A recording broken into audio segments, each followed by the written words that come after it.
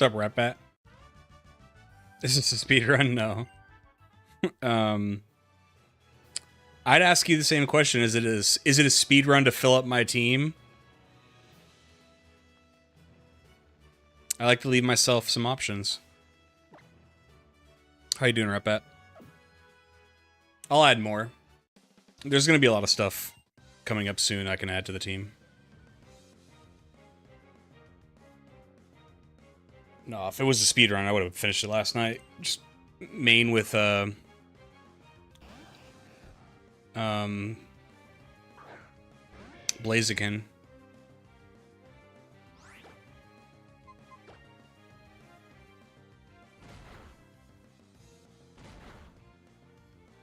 I'd have my team at this point and some placeholders in the meantime. That's awesome. So, but there are many ways to play a game like this. I personally like to add... I like to slowly add over time so I have more options versus having half my team now before I've even got my third badge, and then I only have 3 more spots I can fill for the rest of the game because I don't feel like swapping in and out throughout the game. Like, once I choose my 6, that's my 6. Sometimes I don't even get to 6. I'll do like 4 or 5. It's the beauty of these games that you can play them how you want. There's no meta, especially in single player. What's up, Ian Kane? Wife doesn't believe I already told you about the Magmar shirt. Dude, at this point, I don't know if she's listening. As far as Eon Kane intel, I'm probably right below her, so I know a lot. So literally how Ash catches his team most regions. Well, I wouldn't know most regions because I stopped watching in the beginning of Johto. So I don't know how Ash does it.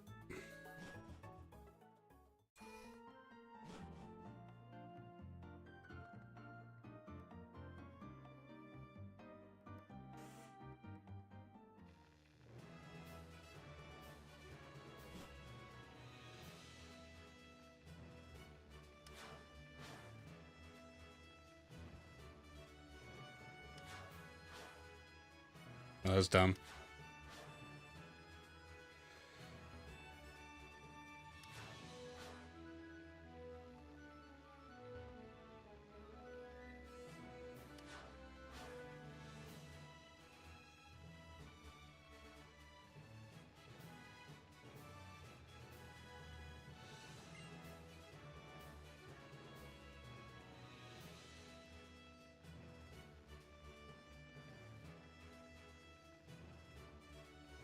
That's primarily what he does, which is cool. Yeah, for me, it's just the way my brain works, I don't like say, for example, I catch like a Talo in the first part of the game. It's not like late game. I'm like, okay, time to get rid of Talo. I want something else. So those spots are like precious to me. I want to be able to kind of add slowly throughout the gameplay.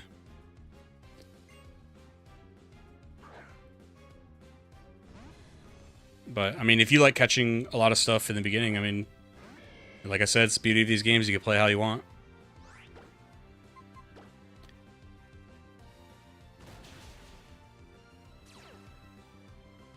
Dude, double kick on Sturdy. Oh, it feels so satisfying.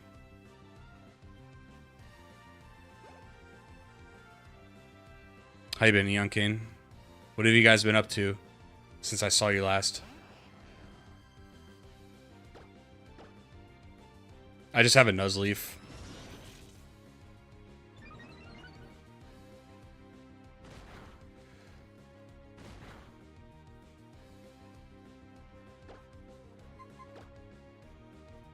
I'm not even sure where to get a potion or a leaf stone.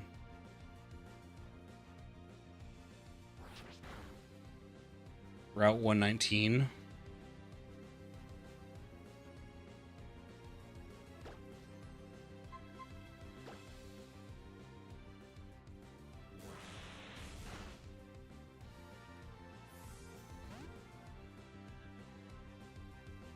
Oh, the Weather Institute route. Cool.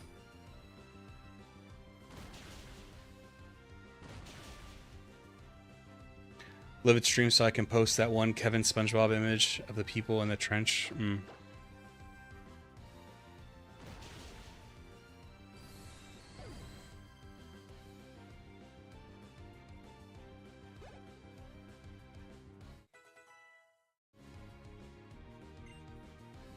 Why is there a move coming up I want? I mean, the Weather Institute's pretty far away still, so I got time.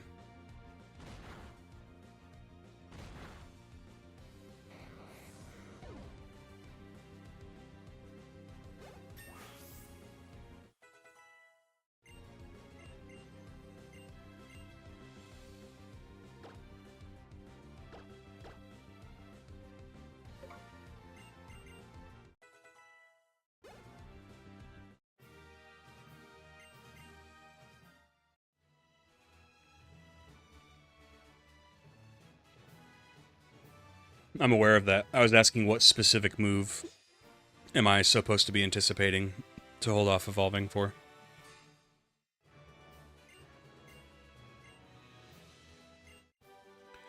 Because it might be a move I don't probably, you know, it might be a move I don't care about. Sometimes it is, though, you know? Sometimes it's like Flamethrower or something. What's up, Final Blue? Welcome back, man. How you been?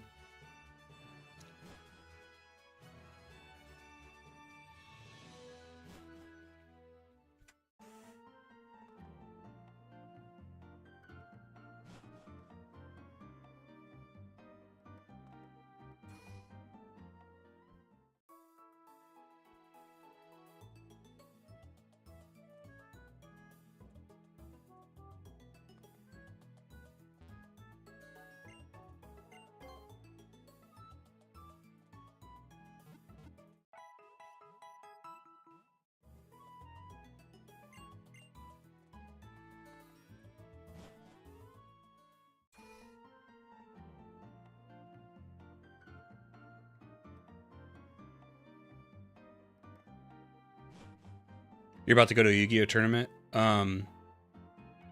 What time is it where you are? Oh, no, I guess that makes sense. Are you on the West Coast?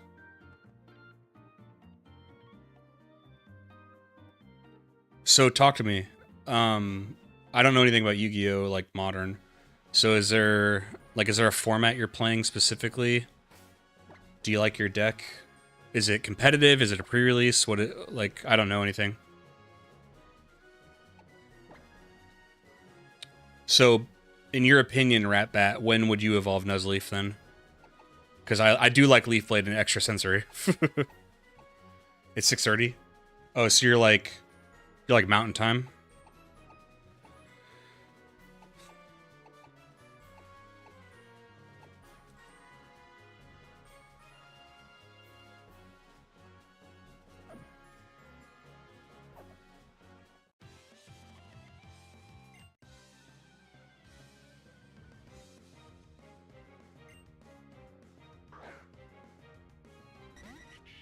It's called Genesis format. It's basically standard light.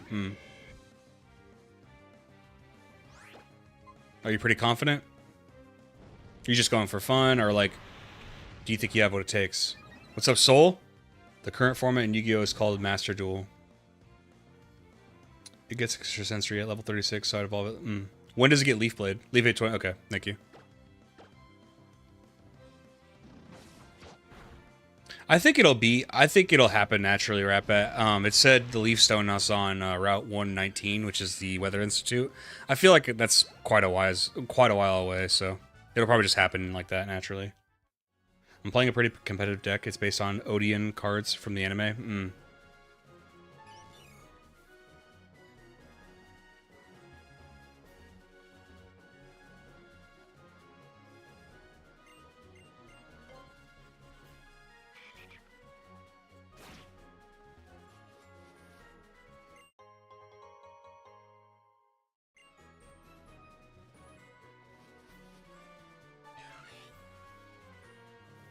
What the hell is that?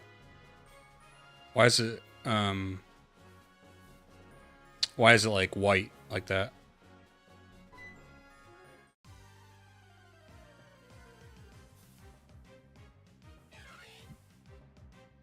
That's weird. I guess this name is Illumus or whatever. Or Volpe, okay.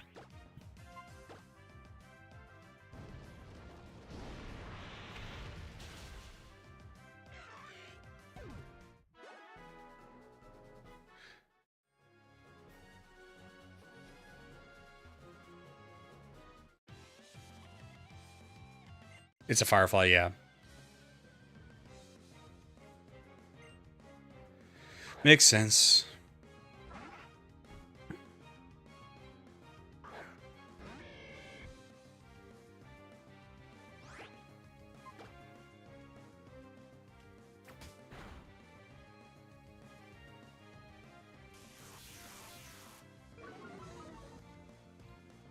My nephew's yawn really loud.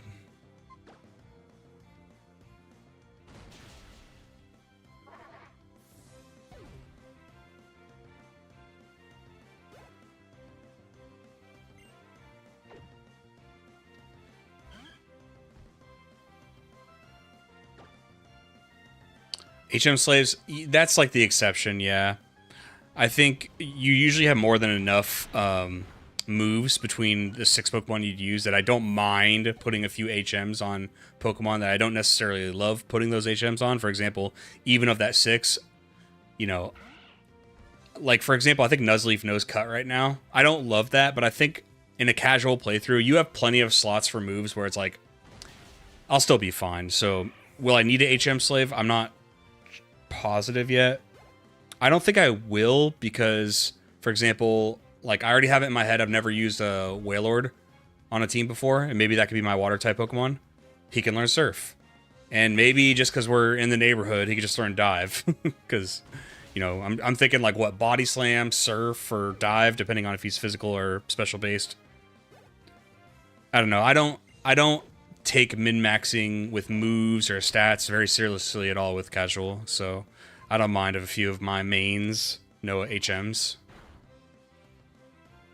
I like this format because it bans some of the modern OP cards, such as the Link and Pendulum cards. I'd argue having a Shroomish for a grass type, if you hold on to it until level 40, you can learn Spore. And with the Radar, you can potentially get Technician for its ability, too, for Breloom. Yeah, I'm just playing with what I want to play with. I felt like getting a Nuzleaf. With Hoenn and Sinnoh, you usually want to have, yeah, but we'll be fine.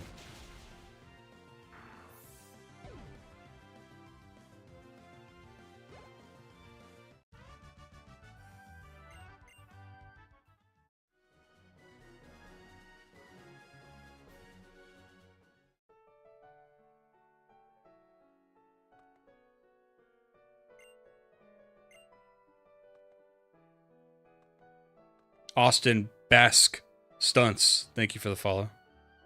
It's cool, it's your team. Also swapping to Twitch. YouTube is behind a few seconds. Yeah, sorry about that. I don't have any control of that. But yeah, I agree. These games are very... You can play them how you want. You can catch as many or as little Pokemon as you want. You can have an HM Slave, you don't need to have one. For me, I just go with the flow. I don't like pre-plan my teams. For me to have fun, I just jump in, you know. I like to leave myself a few slots in case anybody else is wondering, oh, you only have 2 Pokemon. Okay, and I only have 2 badges, or 3 now, but we're going to be fine. We'll add more. There's a lot of game left.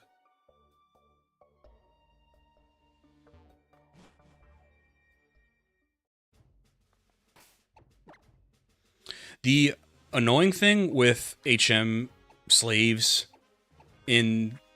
with this experience share is that then they would get experience, which is annoying. You know what I mean? Because right now I could teach like Nuzleaf Rock Smash, even though I don't want to. Like, I was fine teaching it Cut, but now learning Rock Smash is very annoying. So now if I want to train it with experience share on, I got to make sure that the HM user is on the team. So you're feeling the rest of your team out with each encounter. Maybe not like... I'd say each area. Each area I'm like, what can I catch here? Oh, I can catch this? Cool. I haven't used this before.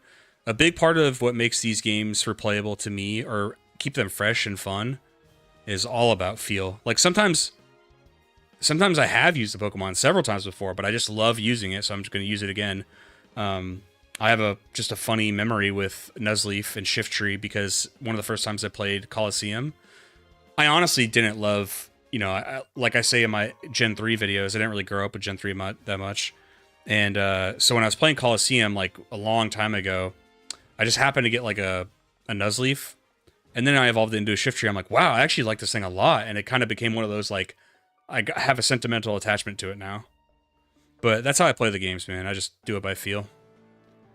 I suggest getting a Pokemon that has a Stone Evo or that doesn't have one for HM Slays. Tropius can learn a good amount. Trust me, I know about Tropius because I talked about that in my Ruby and Sapphire video where it's like the king of HMs, dude. Fly, Cut, Strength, Rock Smash. I think Defog. I think you mean XD. I might mean XD.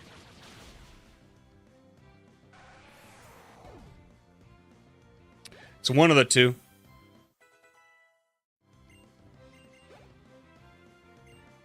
The HM's in Gen 4, I know, yeah.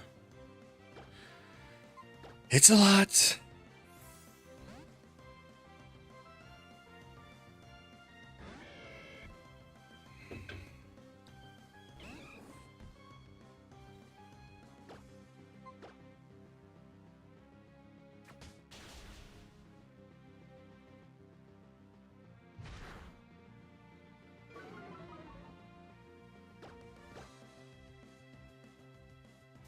I'm playing ORAS.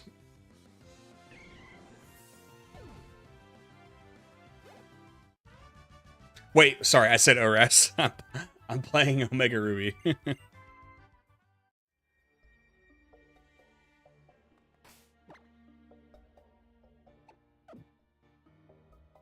'The reason being is Alpha Sapphire already had a completed save.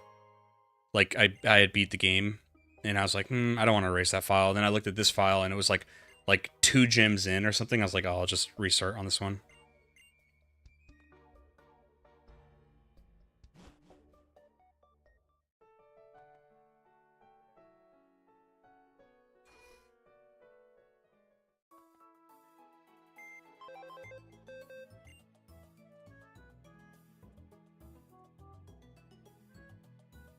Milotic, Frostlass, Salamence. But those are late game catches. Why didn't you have your full team of 6 like a few badges before that? Why didn't you have a team before that? I don't understand. Were you trying to speedrun the game? I jokingly tried to play a ROM hack of Alpha Sapphire called Star Sapphire Don't. Why is it like naughty? One time, me and my buddy got a burned copy of Revenge of the Sith off of like LimeWire, and it plays like the intro, and then it plays a it started playing an adult film at a at a climax, and me and him were like, no.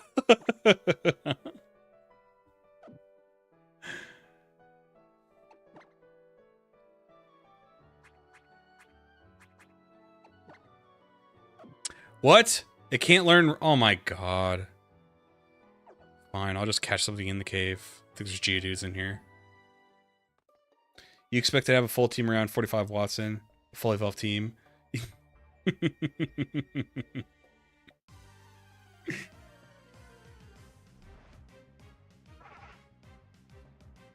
Are there any Geodudes in here? Or is it just this and Zubats?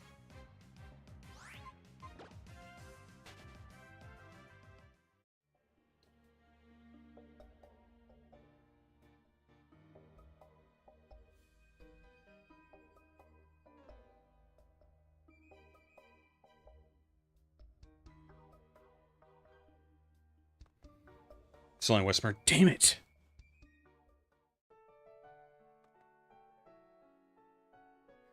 Hold on, wild Pokemon can have Megastones?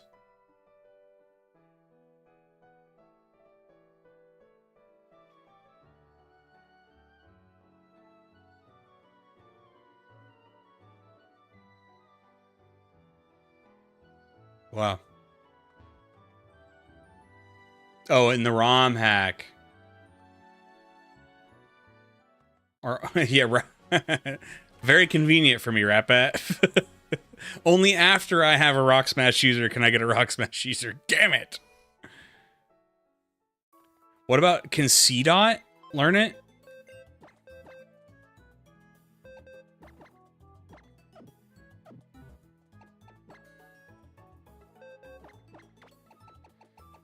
Because Nuzleaf can learn it. Where is the move deleter in this game? Because maybe I could just suffer through it for a while and just teach it to Nuzleaf. Oh, okay, C-Dot can. Sick.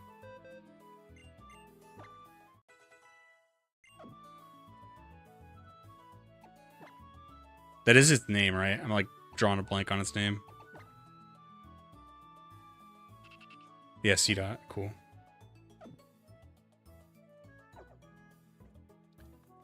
That leads you back to Rustboro. You can catch a Zigzagoon or Poochyena. Yes, but I need to smash the rocks first. Ratbat, keep up, dude. You're slow tonight.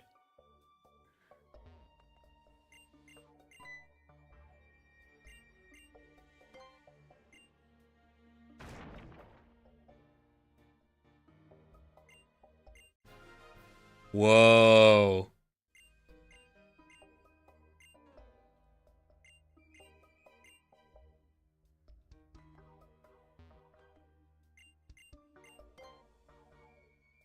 You're good.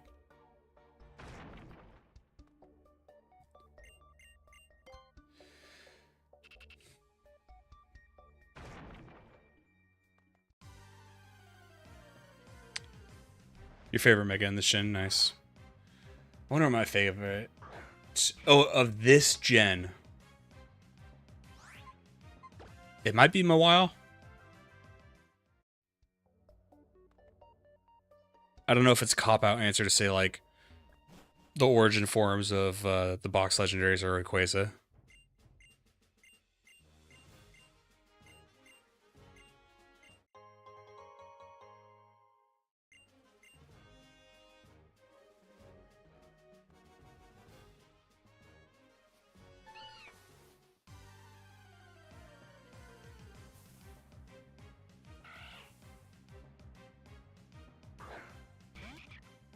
Slight cop-out.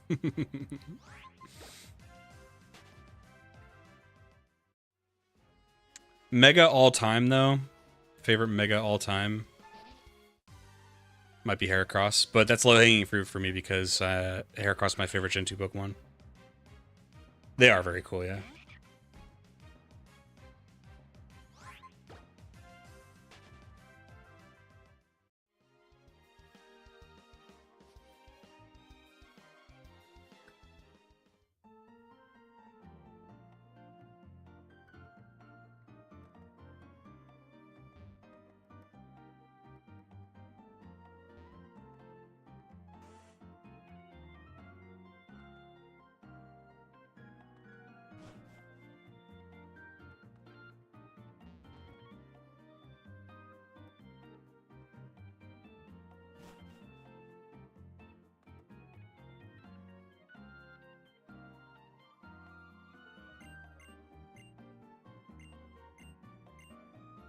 What? I thought he gave you something if you came back.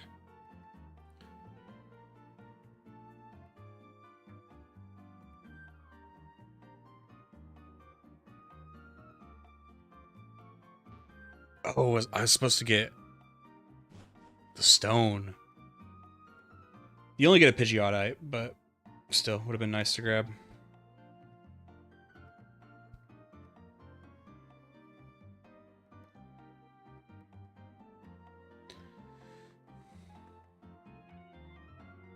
Mega Galurk from ZA DLC. Galurk is my favorite Pokemon of all time. I've never seen it. Let's look it up.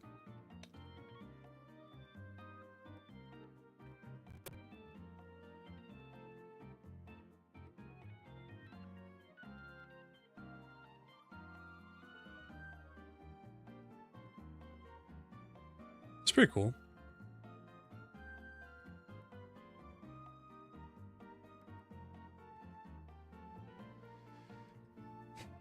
No, it says Mr. Stone will give you a Pidgeotite if you show him Mysterious Zone from Verdant Turf, but I must have not gotten it. You know what Pokemon I want to have on my team is one of those fossil Pokemon. I think one of them is grass type, so we can do... Or wait, did I already use one for the other video? I don't even know anymore. I've played a lot of Pokemon.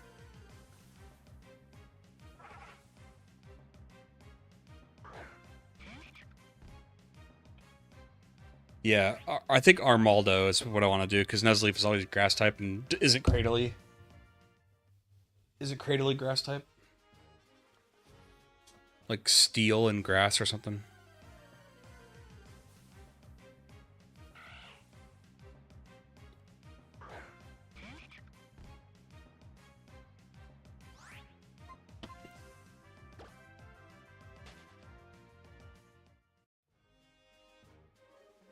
Ooh, what about Barboach? I'm still kind of stuck on, like, I want to do a Wailord, but... Rockgrass, Bug Rock. I mean, oh, it's kind of a rough typing, isn't it?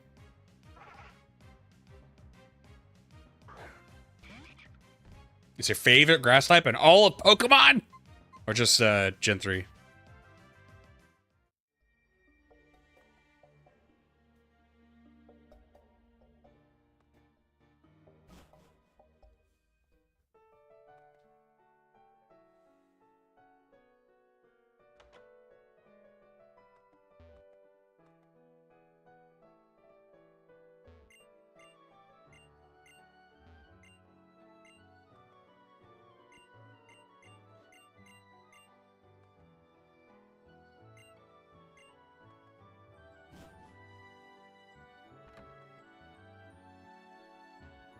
Nice.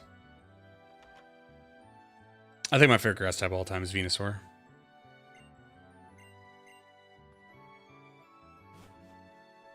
I've always loved Venusaur. Specifically the artwork from the first trading card.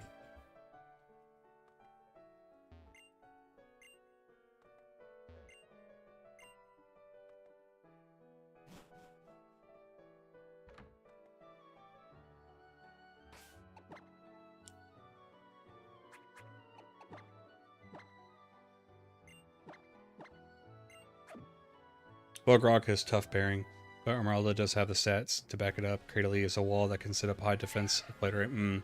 See, that's the issue. Playing it right. I'm not that guy. I'm not that guy, pal.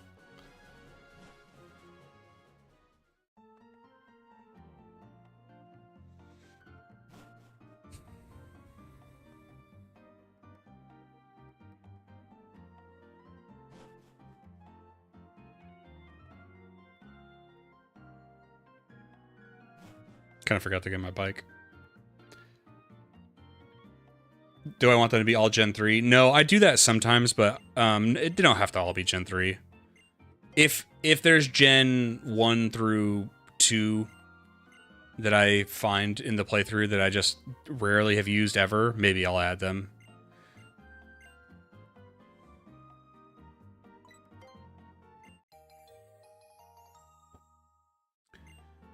Yeah, sometimes I do that. It's all feeling, and it changes, you know. I think for the Ruby and Sapphire video, I did just want to use Gen 3 Pokemon. For the Emerald video, I remember using mostly Gen 3, but then I added like a Weezing, because I never use Weezing. It's all about feel. In Gen 5, you don't really have a choice until Black and White 2. Black and White 2 is cool because it reintroduces non-Gen 5 Pokemon, but like really like rare ones for playthroughs, like Magby and Elekid. That stuff's really cool.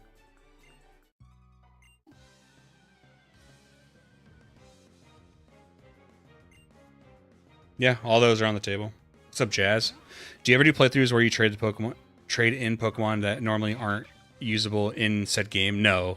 The only time I do that, Jazz, is like to show trading. I don't know if you're familiar with my channel or anything, but I've been like playing all the games and making retrospective content on it, and the only time I'm really going to do that for the video is to show how trading works as the generation goes up, and I have a Pokemon, it's a shiny Executor that we called Kentamago, and I use him to like showcase trading. That's the only time I do it. Even casually, I don't really like doing that jazz. I like the not like I don't like getting anything else. I want to have the experience that the game offers. I'm fine that it exists and that people do it. It's, I mean, however you want to play these games, it's up to you.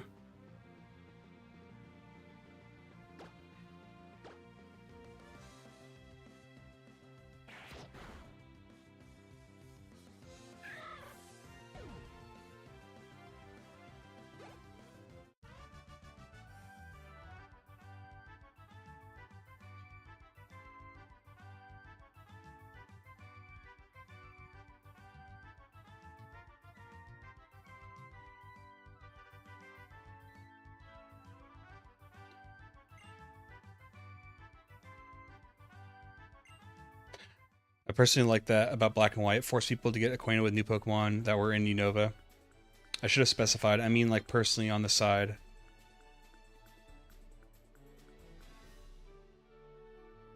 Personally on the side, no. I never do that. I got it, Soul. It always takes me a few seconds, because I try to do the right thing, and I try to actually report them rather than just ban them. But I know it's a losing battle, because Twitch doesn't do shit about bots, so...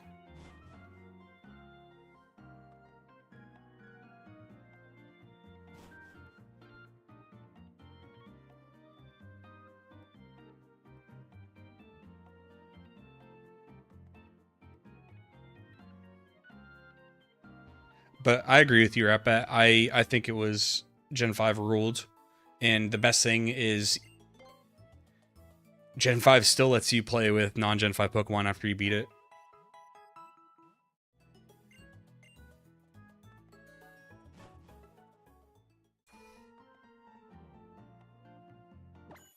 What's up, Ryder? Welcome back. How you been, man? Are you on leave, by the way? I was wondering that last night. Are you on holiday stand down?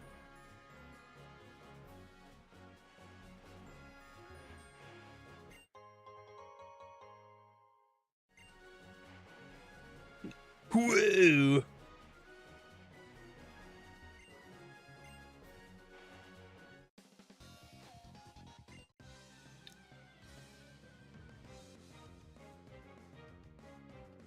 Hold on, I gotta find my water.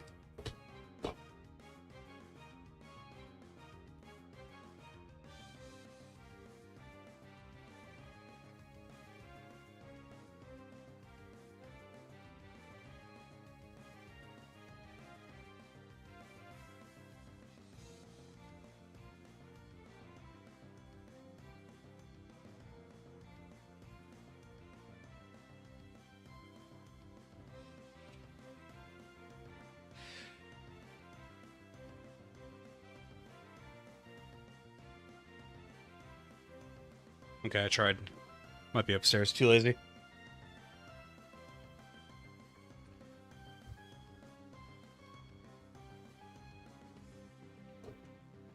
I went to a guy's house today, and he had a Pokemon Gold in a factory sealed box, and it's the 64 Pokemon edition. Was it the Pikachu, the blue one with Pikachu on it? I got you. Was it like a graded sealed box for Gold, or was it just sitting there?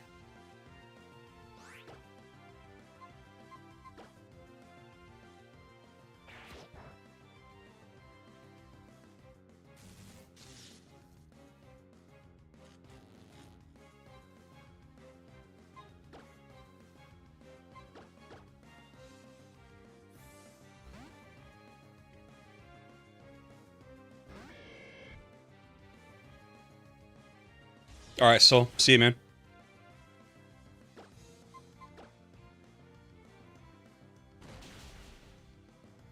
I might take a quick break here in a second. I want to find my water and my headphones. I have a different pair of headphones.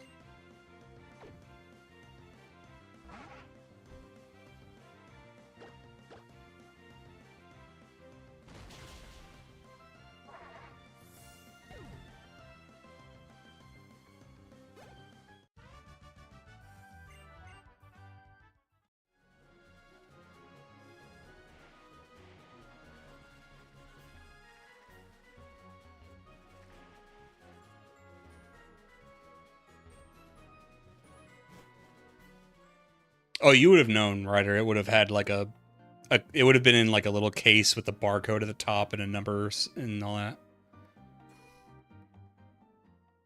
That's crazy though.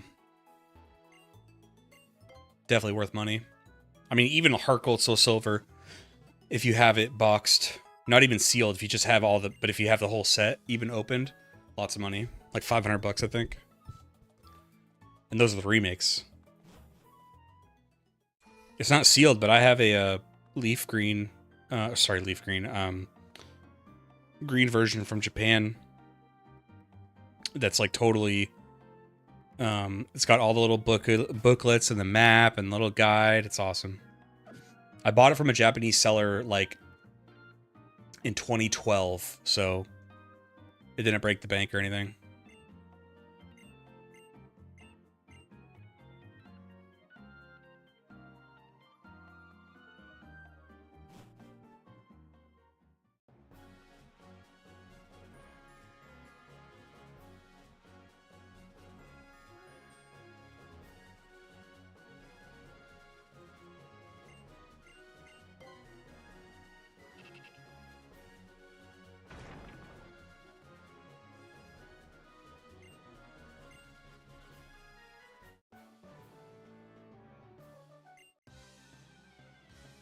I got box gold from Japan, and it's so dope. Just a nice little piece of memorabilia, right? Yeah, I don't want to go on a tangent again, guys, but I don't buy any memorabilia for like resale. It's just for me, so like I don't care if it's sealed or not. It just has to fit my little whatever my criteria is, and it's just so cool having a green version and like just all the manuals and the boxes and stuff out there. And I bought it for like 60 bucks with all of it. It's awesome. Again, this was like almost 15 years ago or more than 15 years ago now. So this is long before like the COVID boom of like retro products. Metal Gear Solid 4 and Final Fantasy X, my beloved. Just like a PSA card then. But yeah, he had like a GameCube, N64, SNES, and other things all with the box brand new. I was so surprised. I went to just buy a 3DS for him. Oh my god. That's crazy. Yeah, but like what I was just telling you, I don't think I should have gotten a Razorwind. I didn't realize Razorwind had 80 base power. What the fuck? Oh my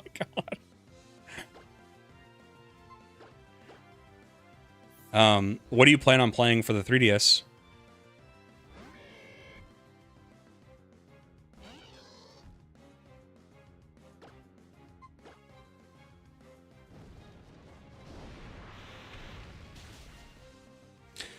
So many things in my 13 years that I really wish I didn't. Well, why do you have to... Have you been married most of the time? Because usually, they'll pay to have all your stuff moved, right? Just throw it in shipping boxes like you would anything else, right? Or do you just feel compelled to get rid of stuff to make it easier? Went to Japan 2019 and felt like the last copter out of Warzone just because that was before all the prices skyrocketed. Got a box Soul Silver for like $25. That's crazy. I wish I would have had that kind of foresight to buy a house pre-2020. Jeez. How'd that trip to Japan go? Did you go with anyone, or is it just you? Where'd you go? What was the purpose of going? I'm asking all these questions because me and my girlfriend want to go someday. We want to do a double feature, Japan and Korea. She's Korean and has family in Korea. And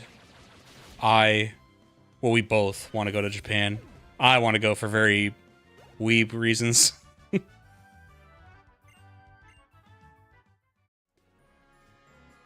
To downsize, yeah, no, that makes sense.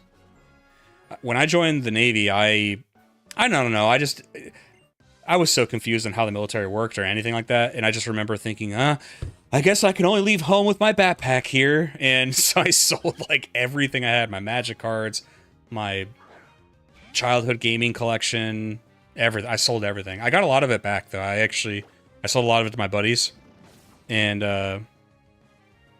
I bought a lot of it back, or I just rebuilt the collection over time. I had a buddy stationed in the Air Force Base, and we were able to stay with him for 2 weeks after we got a clearance. Fusa? I'm not familiar with that town. But I'm not as good with Air Force bases as I am with Navy bases. Because I think Yokosuka is the one that's close to Tokyo for the Navy. Then there's Okinawa, which is on a tiny island. Sasebo, I also believe that might be close to Tokyo. I'm not sure. Mostly tourist stuff in Tokyo. Did a 2-day trip to Fuji to climb and also checked out Fuji Q. It's like Six Flags basically. Oh, that's cool.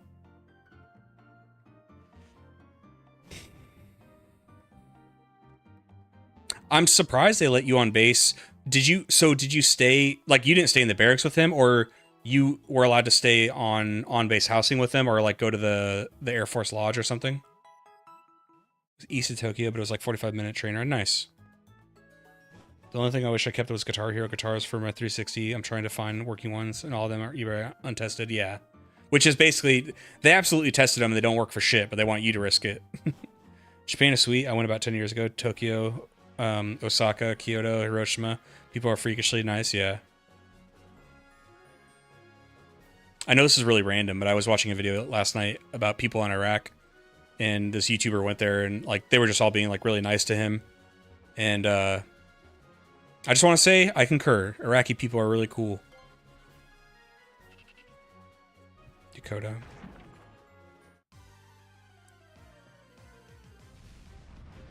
Whoa. It's a cool animation.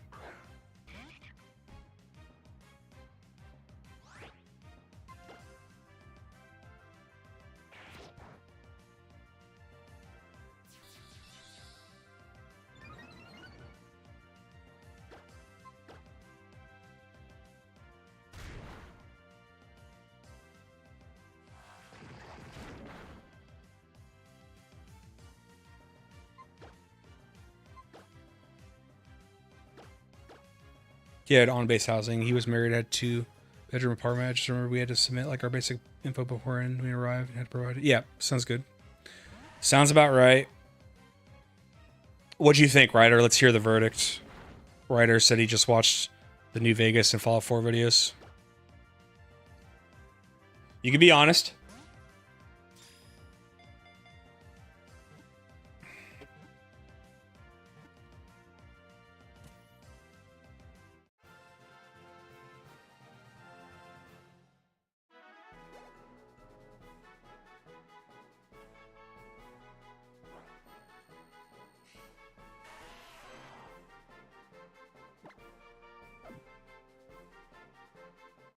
I'm gonna go buy more Pokeballs. Probably some Great Balls, maybe.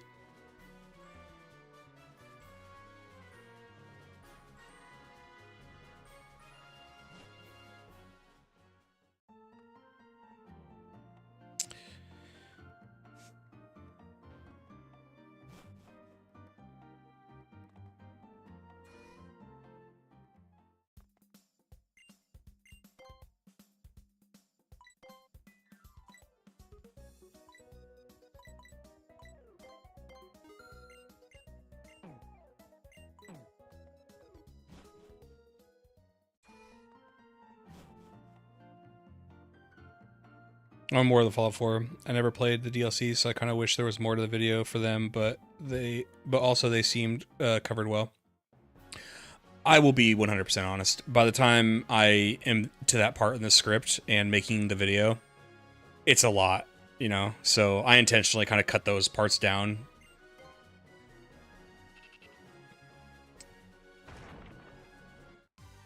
But thanks for checking it out. Thanks for giving me some feedback.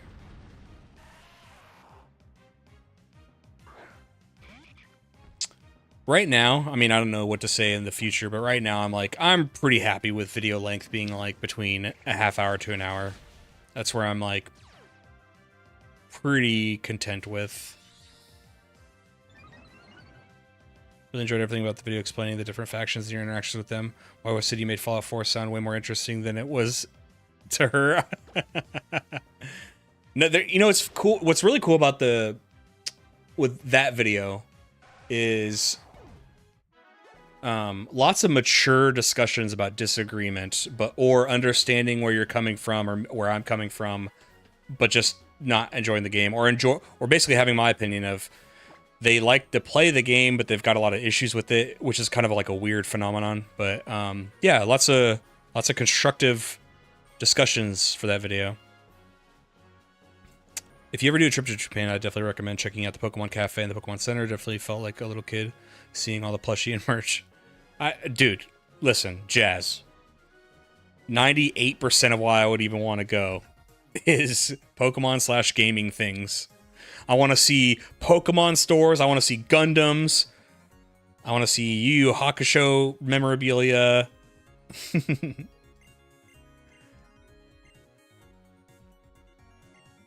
I want what would make a middle-aged, millennial, overweight white guy excited to go to Japan. That's what I want.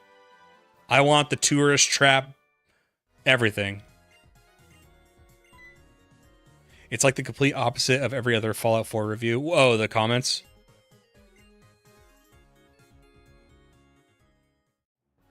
Well, I'm fortunate then. I'm happy. I'm happy that people can, you know, and that video is going to be up for a long time now, so I'm sure things will change. Like, you know, cultures and comment sections change over time. It's cool seeing it from my end. Like, those Pokedex completion videos, the Gen 1 and the Gen 2 one, if you guys have seen those, start off fine. You know, people like the video or they talk about when they did it. Out of the blue, the Gen 1 video, I've been getting like tons of comments like, oh, you completed the Pokedex for Generation 1 the old school way? So did me and every other kid in the 90s. Like a lot of like chest bumping about how cool, like, I'm like, I don't know. I thought it'd be cool to do it. I explained in the video I've never done it before, and I did it with original hardware, and that might be interesting to somebody who never did it that way, or maybe a young person who never got to see how it was done. I don't know. Like, if you don't like the thumbnail or the title and it's a subject that want to interest you, you don't have to watch. But thank you for the interaction. I enjoy the heck of the lengthy experience videos. I get to relive games I do not have as much time to replay, maybe one day. Truthfully, I wish they were longer. Maybe probably not a popular opinion. That is a popular opinion. I thank you for saying that. And I thank you for saying your first part too, because somebody on the Fallout 3 video asked me, they're like, they liked the video, but they said, who is this for? Because you're like re-explaining some concepts that people would already know, but then you're also doing like a retrospective commentary. And I was like, well, that's exactly what I'm trying to do. I want someone like you, Tiny Bunnies, who wants to relive the games, or if you're new to the game and you don't have any plans on playing it, because there is a market for that. I know, because I'm like that.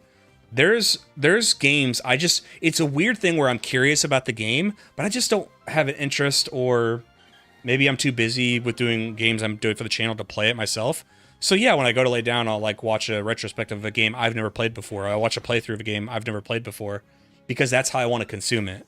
So like, I think that's what I'm trying to do, is like, I'm trying to give enough information for somebody who doesn't know about the game to at least, okay, I kind of get what this game is doing, and then I can go on my tangents about my opinions about the game. And then if you have played the game, you do have your own opinions. Yeah, you have to sit through a little bit of me setting up certain concepts, maybe as a reminder, or maybe, hey, just gotta be a little patient. I'm gonna get to the opinion, but hang in there. I don't know, I'm happy where I'm at. I mean, I feel like for a channel my size, everything's going fine, so...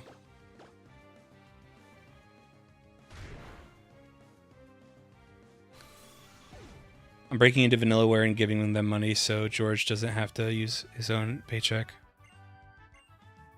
I usually have you in the background while I'm working or doing projects, or maybe even long drives. Maybe I find myself interacting. Appreciate you, man. That means a lot to me. That is what I was going for. I want to be put me on the background content. I'm fine with that.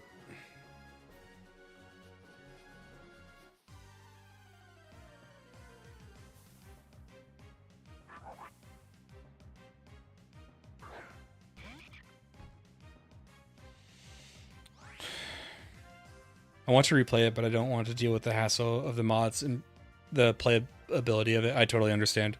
The giant Gundam in Odaiba is pretty dope too. Massive mall there too for shopping. Is that Gundam still there? I heard they had like torn it down.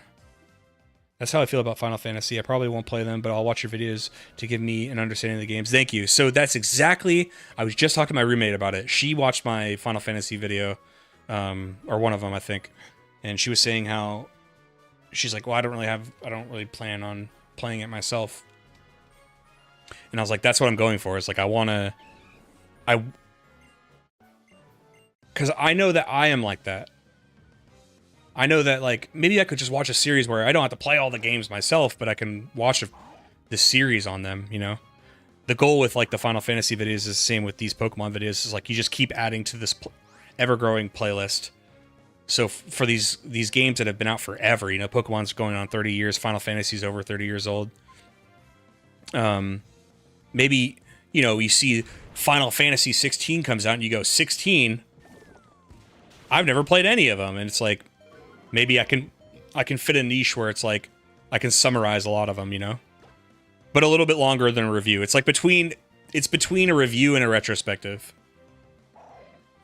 Last compliment. Yeah, thank you, because my head's getting a little bit too big, okay? So let's keep the compliments. I mean, give me a few tonight. Give me a few tonight, but like let's let my head, you know. Let's go. The things you talk about are literally what me and my boys would talk about 20 years ago. I think it's genuine spirit. Thank you. You know what I'm going to try to do more, guys, is I feel like I start to think about things and get really good ideas by talking with my roommates and my brothers. I'm going to try the next time I'm about to write a script. I'm going to try to do that before I even start writing, because I'm like, I feel like they have great ideas. I get better ideas when we're bouncing them back and forth with each other, like interesting talking points, or like, you know, I'm human. I only have so many references for movies and games when I'm trying to correlate something, right? My friends and family are going to know, or they're all nerds and gamers like me. They're going to have those too. And, like me and my brothers were talking about, I had already made the Fallout 4 video. It was the day before the video dropped. It was already done like 3 days before that. But when I was talking to them, we were watching the Fallout show, but we were talking about Fallout 4 specifically. And I was coming up with so many ideas when I was talking to them. Like, oh man, I could have talked about that. I could have talked about this. And so the thing you're talking about of like talking with your buddies, if you're familiar with the movie Clerks, where half of that movie is just guys nerding out about Star Wars and other dumb shit, I kind of want that. The Fallout video was fun because I don't have the time for those games anymore. Appreciate it. What do you do for work, if you don't mind me asking? Jazz. Libet, it seems like such a daunting task to figure out what's going on in the Final Fantasy universe. So that's the thing, is I'm going in blind. And the cool thing I've noticed about Fallout or Final Fantasy fans, very cool, like very helpful. Understanding that I'm not going to know everything, you know, because I set up the video basically saying like I don't know shit. So they're getting a fresh perspective. But no, it is daunting. Like, but hey, I'm taking it one at a time, you know.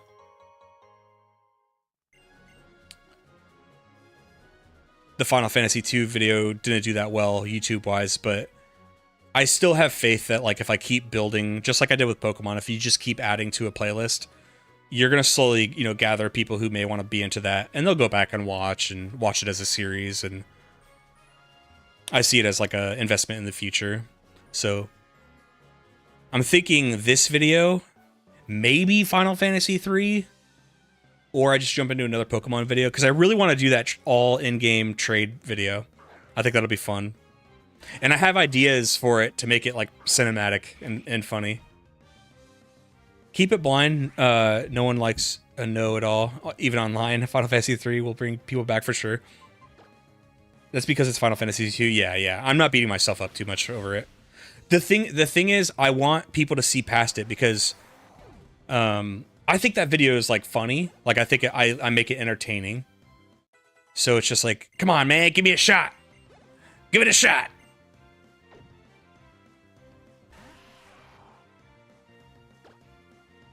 Original and the remakes, but because 7 is the most successful title in the franchise, they use it as for spin-off garbage.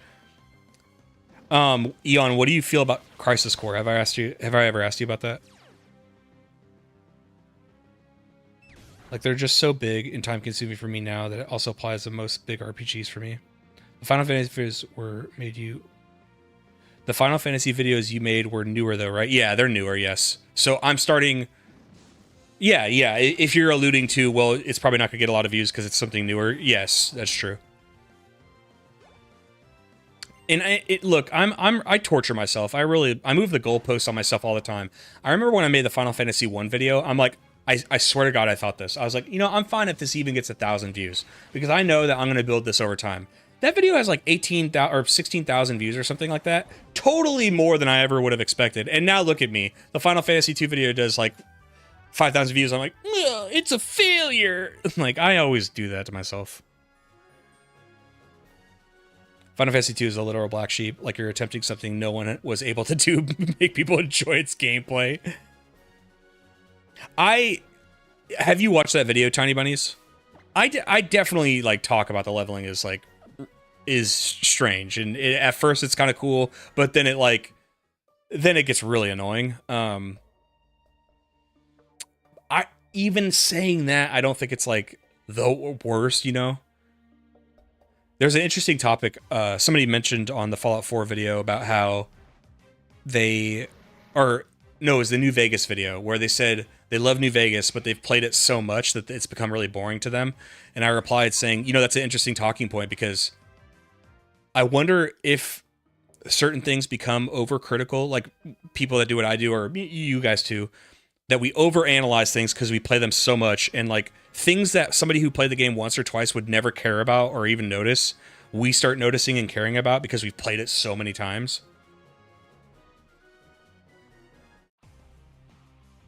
Parts of the story makes you roll your eyes, but at the end it makes me cry every time. I think Crisis Core is the most decisive sequel prequel in the history of the world. 70% of the game is in the bog, so standard side missions.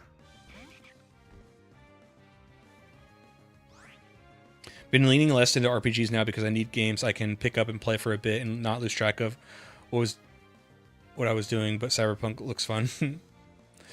What about a discussion about what those games are? What are good pick up and put them down games that you can play?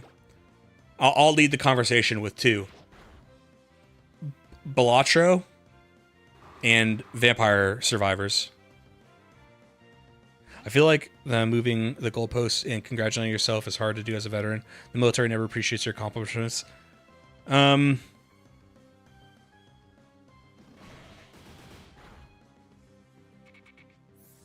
I feel like, because we all have different experiences, right? I feel like I was rewarded for my accomplishments in the military, but I feel like that wasn't enough to deal with the rest of the military, if that makes any sense.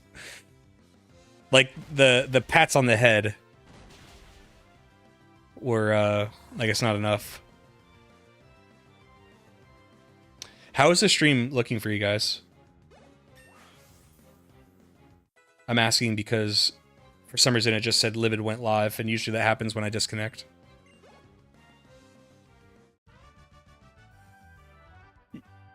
Sorry, I got booted. Why'd you get booted? Why is that happening?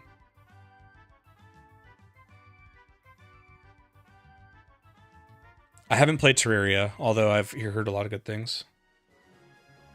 A disconnect, my bad. Is it back now?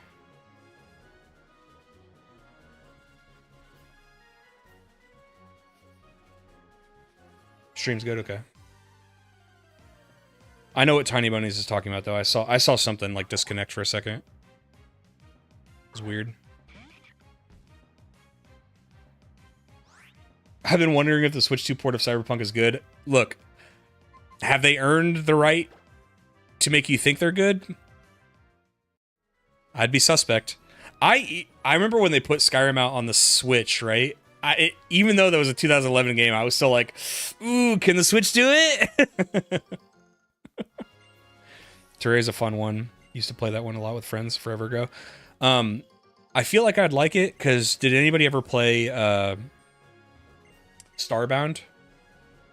But yes, I watched the Final Fantasy 2 video. It was great. But I was just thinking, like, people see Final Fantasy 2 gameplay and people would not click. I understand. I totally understand that.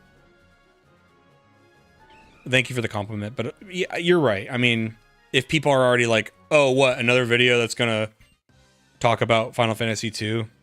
I get it. Here's kind of what I see. Here's, you know, you guys can see how the meat's made because you guys are cool enough to be in the stream, but the idea is I'm gonna stick it out no matter what the results are up until 6 and 7. And, you know, I'm going to try my best. I'm going to try my best. It doesn't matter if it's 6 or 7, but any video I make, I'm going to try to make it a good video. I'm not always going to succeed, but, you know, So for Final Fantasy 3, 4, 5, I'm going to try to make the best videos I can. And then for 6 and 7, try to do the same thing. But because those are very beloved games, hopefully they'll go, who's this guy? Who's this crazy guy? Talking about Final Fantasy. You love Starbound? Starbound rule, dude. I do feel like late into Starbound's life, they were like tinkering with it too much because I had not played it in like 2 or 3 years. And I fired it up and it was like, I couldn't even understand anymore how to play it.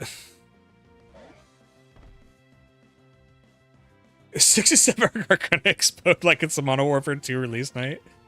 You know, I never went to a Modern Warfare 2 release night. Did you guys ever go to release nights back in the day? Like, I went to Halo 2 and I went to Halo 3. I went to a... What else? I think I went to a Gears of War 2 release night.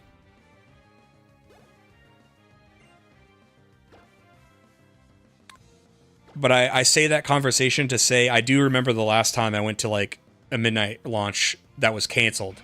And it was Heart Gold and Soul Silver. And the reason why was because we called GameStop and we're like, hey, are you guys like doing a midnight? It was me and my buddy Drew who loved Pokemon. And, you know, if you follow my videos for Heart Gold, Soul Silver, I was still in high school. But like I was like, you know what? I don't care what people think. I'm going to play the games I want to play. I want to play Heart Gold, Soul Silver really bad. And so me and my buddy Drew called GameStop. We're like, hey, are you guys going to do a midnight launch tonight? And they're like, we were, but we didn't get enough signups. And at first we're like, did people really not want to get the game? They're like, no, they're like, hopefully you already got your pre-order copy because like we've sold out of pre-order copies, but we're just not doing the midnight launch. And we're like, why? And they're like, because everybody asked if they could just come in the morning and pick it up and leave, and they didn't want to stay up all night. And you think I'm degenerate? I think you're degenerate. I think if Heart Gold Soul Silver comes out, you fucking go get that thing at midnight and you play till the sun comes up.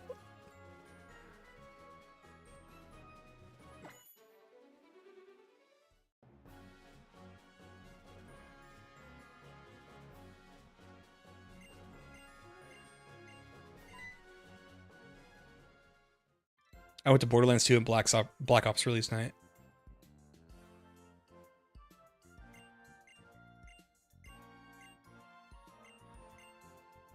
We haven't done it in a long time, but all my buddies from my small town, we used to like every 5 years do like a LAN party, and I want to do another one. But this time I want to film it and I want to make like a video out of it for the channel.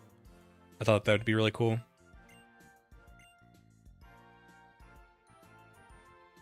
The good news is there's never any... We all want to play retro games. Like, we all want to play StarCraft and Diablo 2. Command & Conquer Renegade.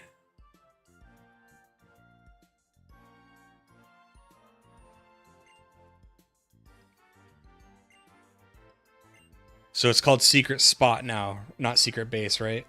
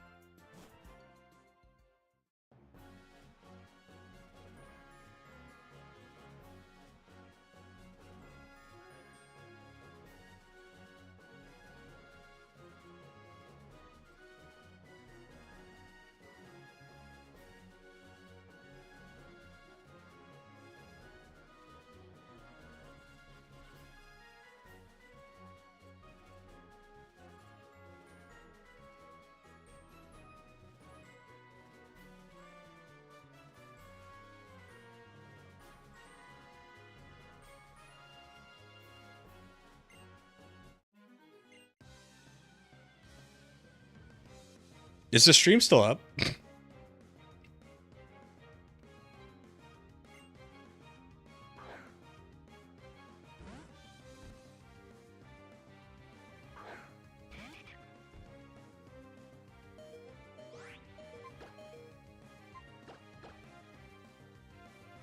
Okay, cool.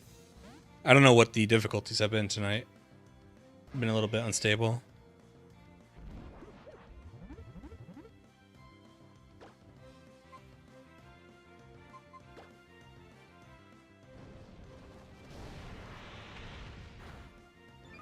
Okay, thanks, guys. Sorry, on my end, I keep, like, I got, you know, when you end your stream, sometimes Streamlabs will send you an email saying how your stream did. And they sent me that email, so I'm like, did the stream crash? Why does it think the stream is over?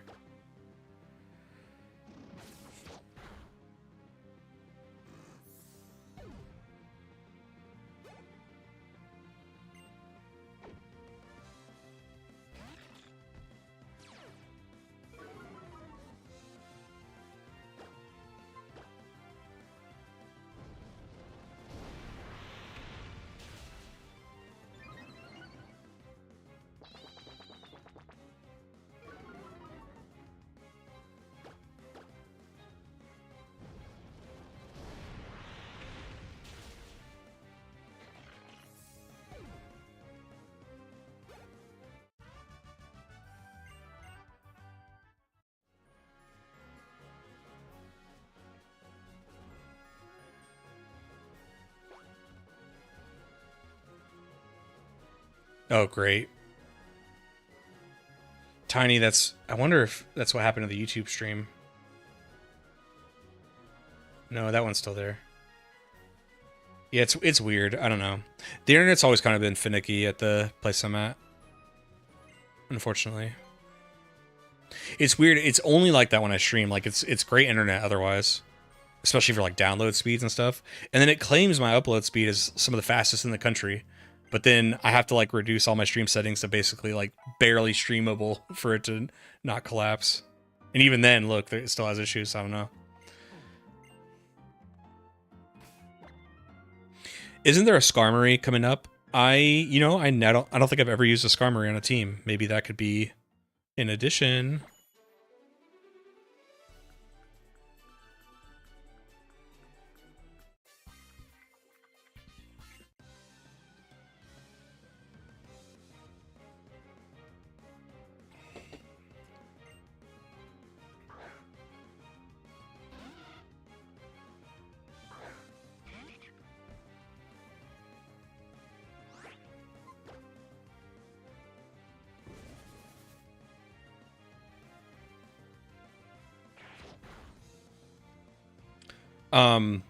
Their ORAS encounters are largely the same as Ruby, Sapphire, Emerald. With, I'm sure, like a few variations. But I'm pretty sure in this, like, volcanic area there's a Skarmory.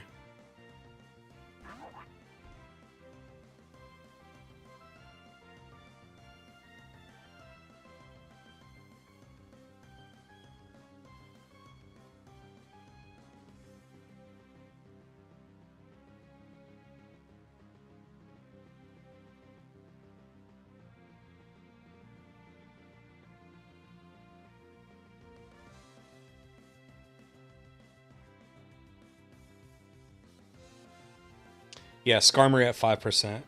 We're doing that. We're going for a Skarmory, boys.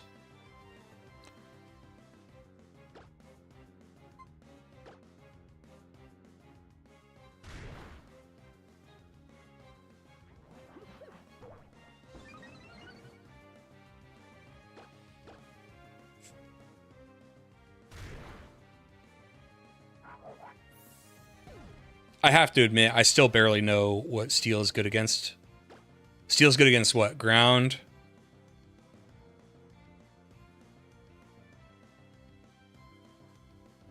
Rock? I don't know.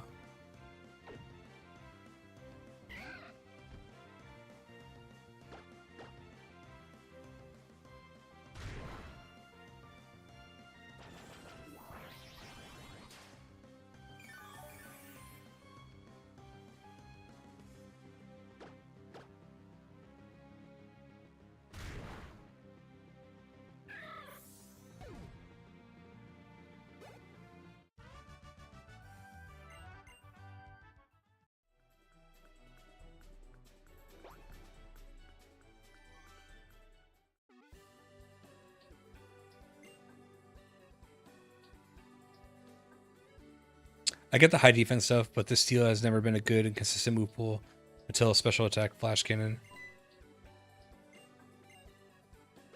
Hold on, what are now you got me stressed out.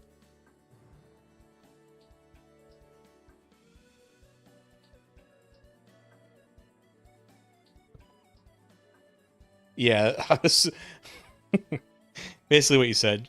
Ridiculously high defense, but why?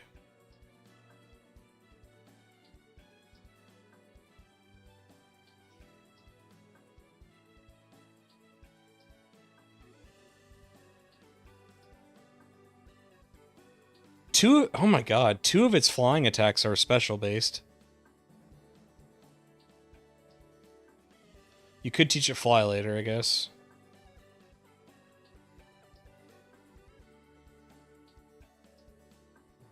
You know what? I think you talked me out of it.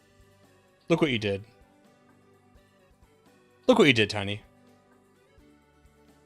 I'm glad you did, though.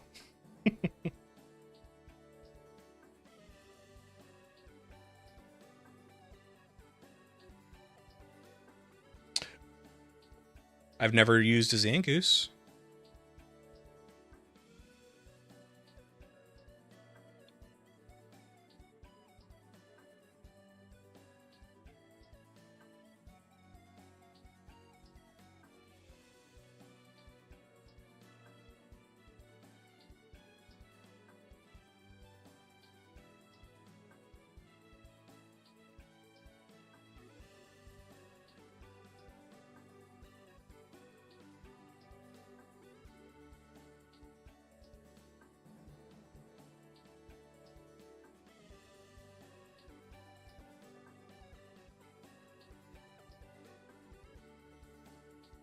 I don't know, maybe I keep waiting.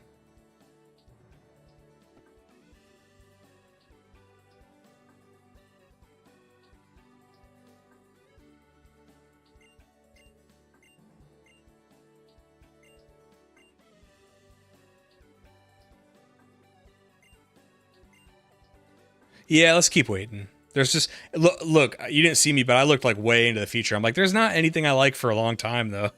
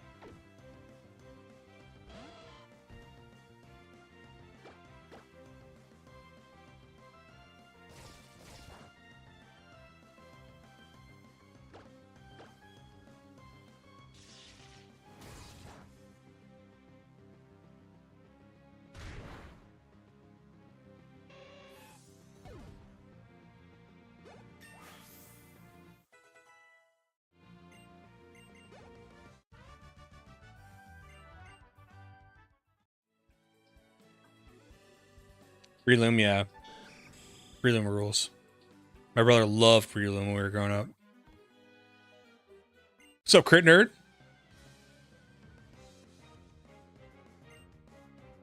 How you been, Crit?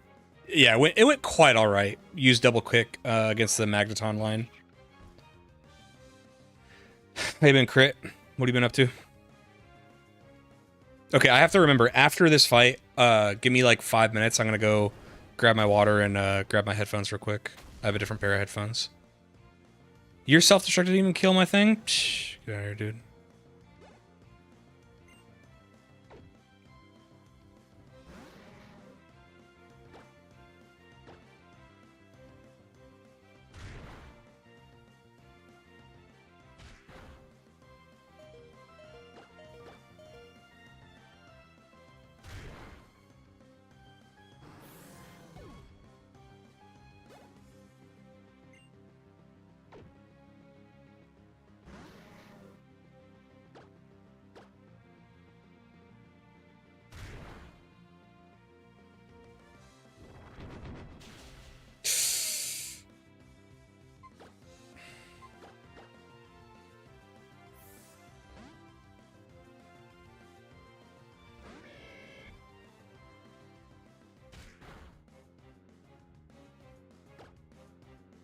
Damn, bro.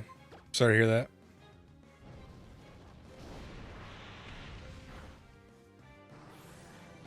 I'm good, man. My sleep's a little bit messed up, and I hurt my back yesterday using the kettlebells in my room, but I'm doing all right. Trying to hang in there. Okay, I'll be right back.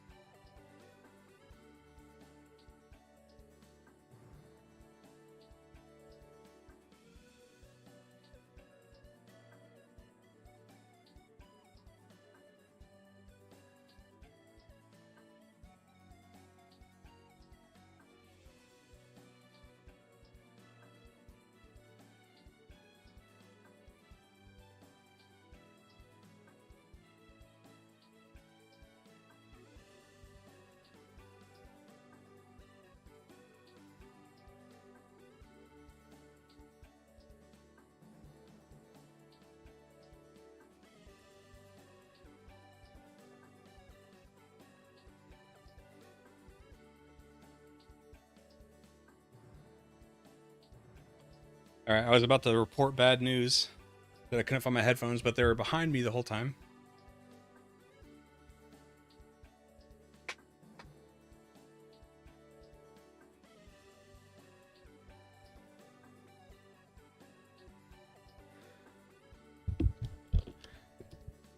I actually, no, I do not usually plan it out ahead of time. That's kind of was the early discussion in stream about like, well, who are you gonna add to your team? I don't know yet. Right now it's just Nuzleaf and Combustion.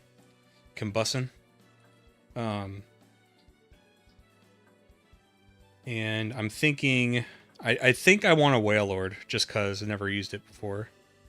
Like that'd be fun to use.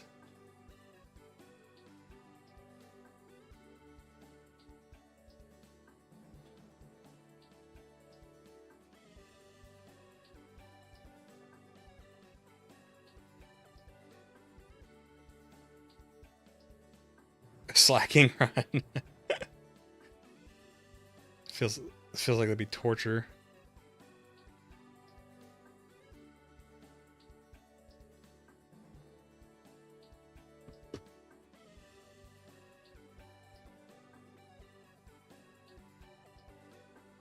Ooh.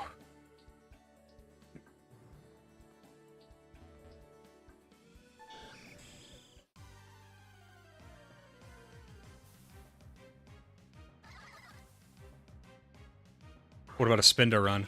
Dude, what about just like, what are the worst Pokemon?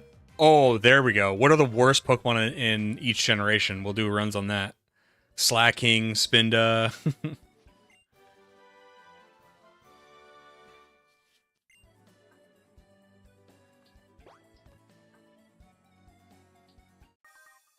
I never used Wailord either. Too many other water Pokemon to choose from, or if you did a playthrough with Mudkip, you'd never need one. Great points, great points. And by the time, like, if you think about it right now, by the time I have access to a Wailord or Wailmer, it's pretty kind of like late into the game to just be adding your water type, you know? Don't sleep on Slacking.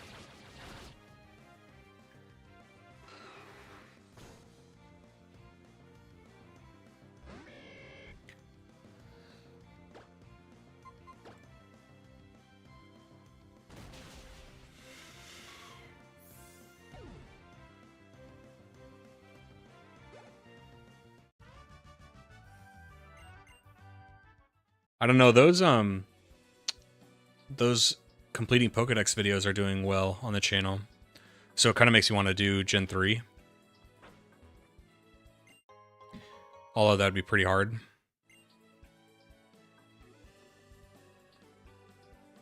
All the water Pokemon are inferior to Swampert Biollance for sure. Yep.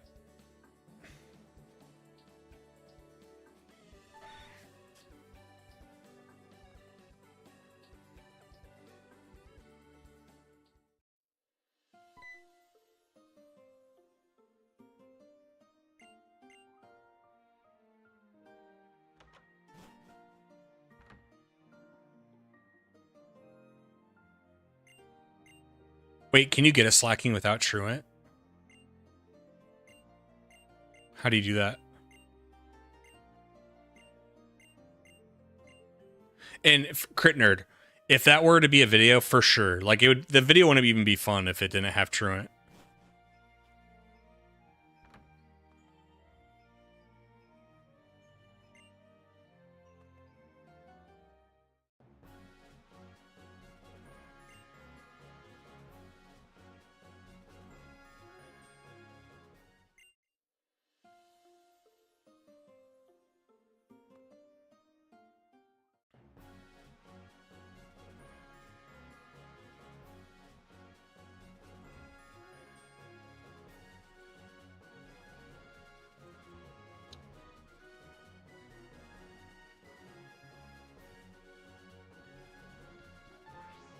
Where do you get the...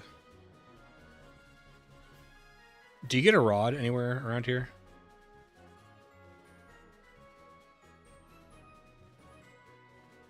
Never mind, there's only... With just an old rod, there's only Magikarp and Goldeen anyway. Eh, screw it. I guess there's a Zigzagoon up here. I'm gonna catch one just to see, and maybe my decision gets further influenced if it has good stats or nature or something.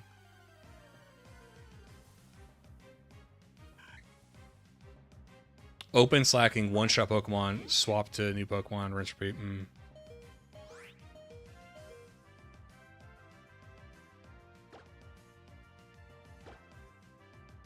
I didn't heal Nuzleaf.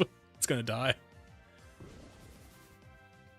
I'll catch a Swablu. I mean, if it happens to have a great nature, I mean, maybe we just do some Swablu.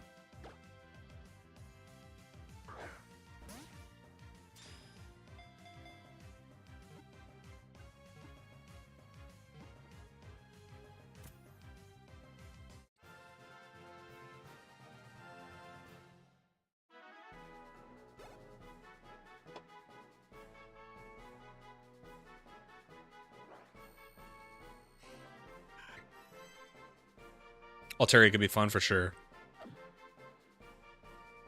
And it has a Mega. Ooh, you know, we got to consider that.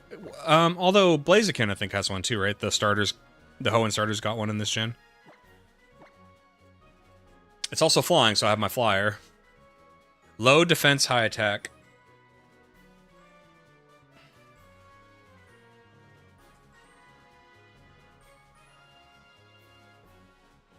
Alright, I mean, Altaria seems like a mixed defensive Pokemon anyway. Its attacking stats seem pretty similar.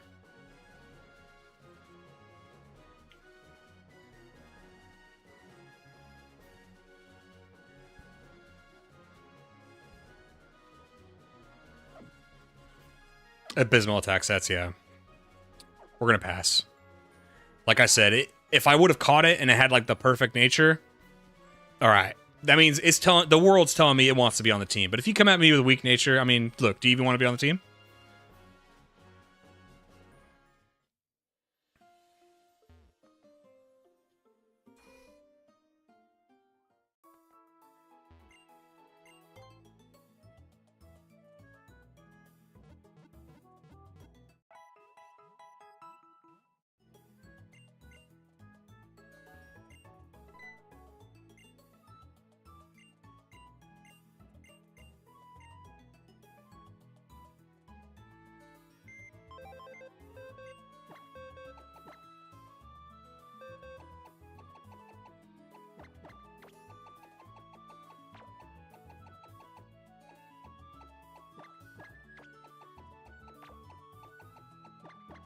We'll keep Geodude as the old slave.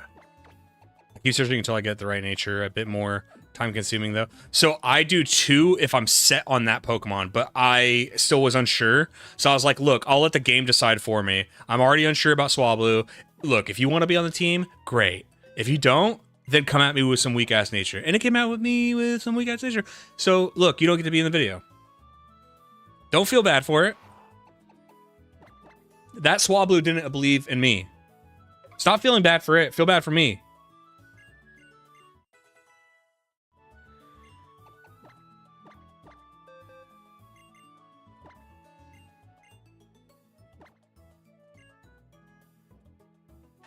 Finding shinies being the exception. I go in kind of just like, whatever.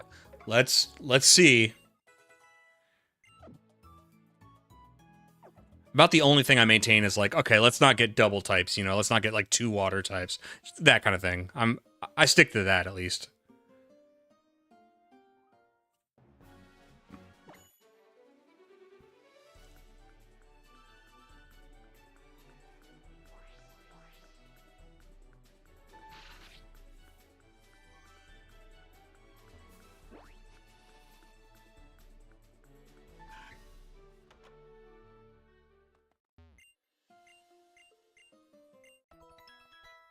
Yeah, C-Dot.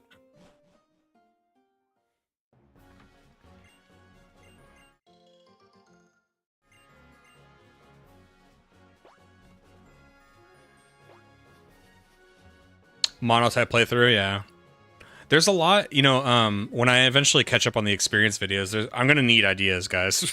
Like, there's the spin-offs, but, it kind of depends on the spin-off. It seems like there's a lot of people who love Mystery Dungeon, but I feel like I probably would like the challenge runs more. Could be a fun challenge. So the only thing I want to say is like I don't know that I'm ever gonna be like super into Nuzlocke, but I think people don't care because like J Rose has a whole channel where he'll just solo the game with one Pokemon. You know, like there's not a lot of people being like this isn't hard at all. It's content, right?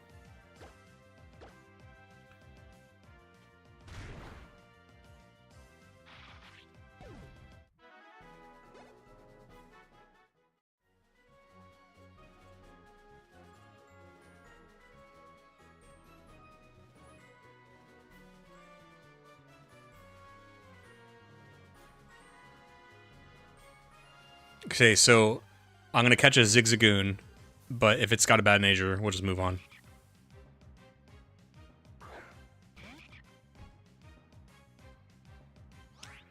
I keep saying Zigzagoon, I mean Zangoose. Definitely meant Zangoose.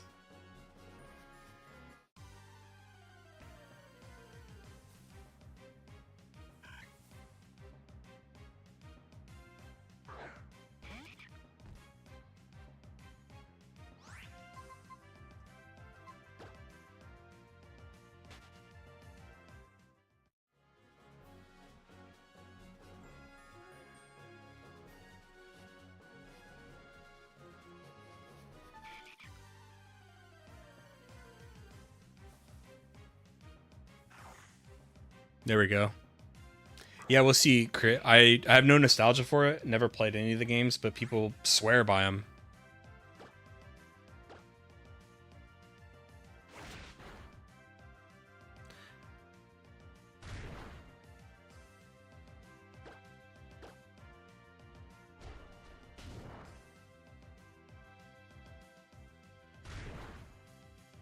Oh.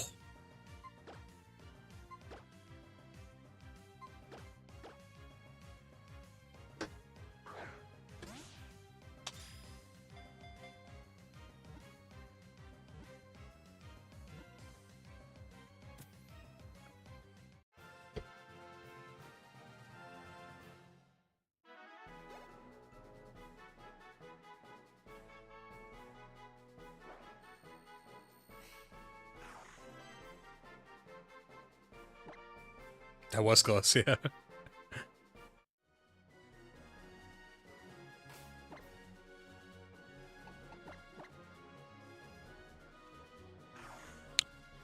Is this perfect or what?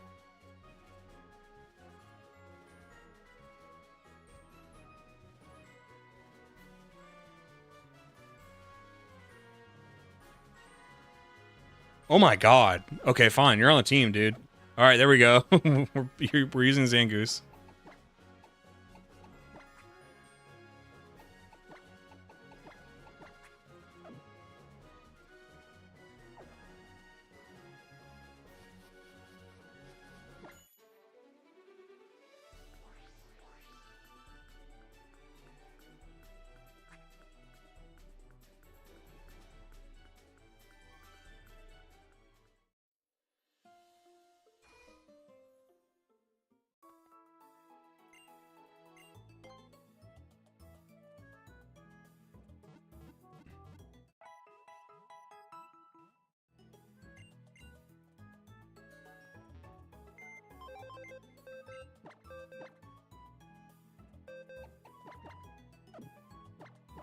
Hopefully I don't need strength or rock smash anytime soon.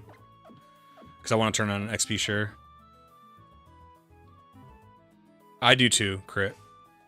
Sir Viper, little close to the Ekans line in look. I know they're like one is a snake cobra, one is a python or whatever. I don't know, but they even have a similar color scheme.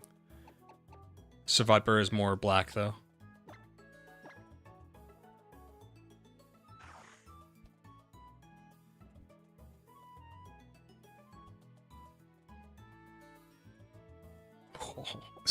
Dude, Zangoose losing. It learns some sick moves.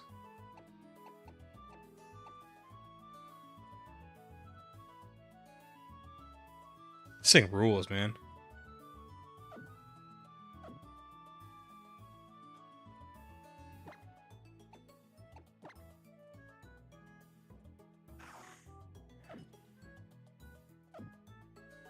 I thought it was dark. I don't blame you, because I kind of thought it was too. I was literally just looking over here, and I was wondering if it learned Pursuit, and it does. And the reason why was because I was thinking it was a stab attack, but it's not. It's just all normal. Wow.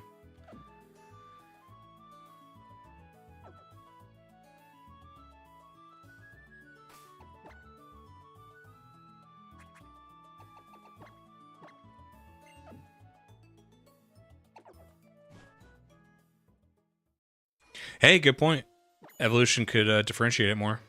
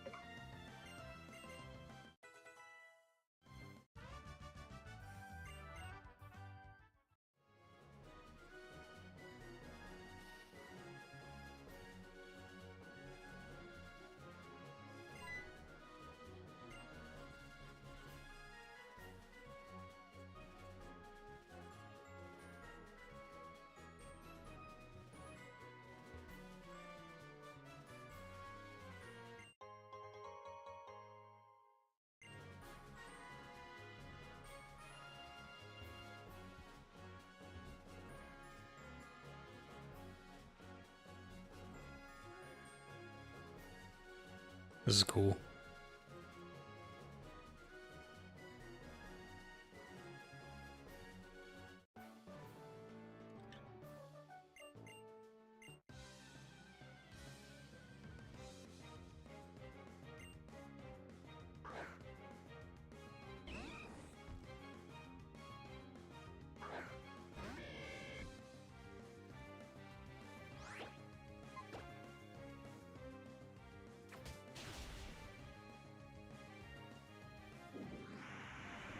Oh my god. Seismic Toss's animation is insane. It's reminiscent of the show, right? Like when I think Ash's like Charizard Seismic tossed a Magmar or something. Like went into the stratosphere.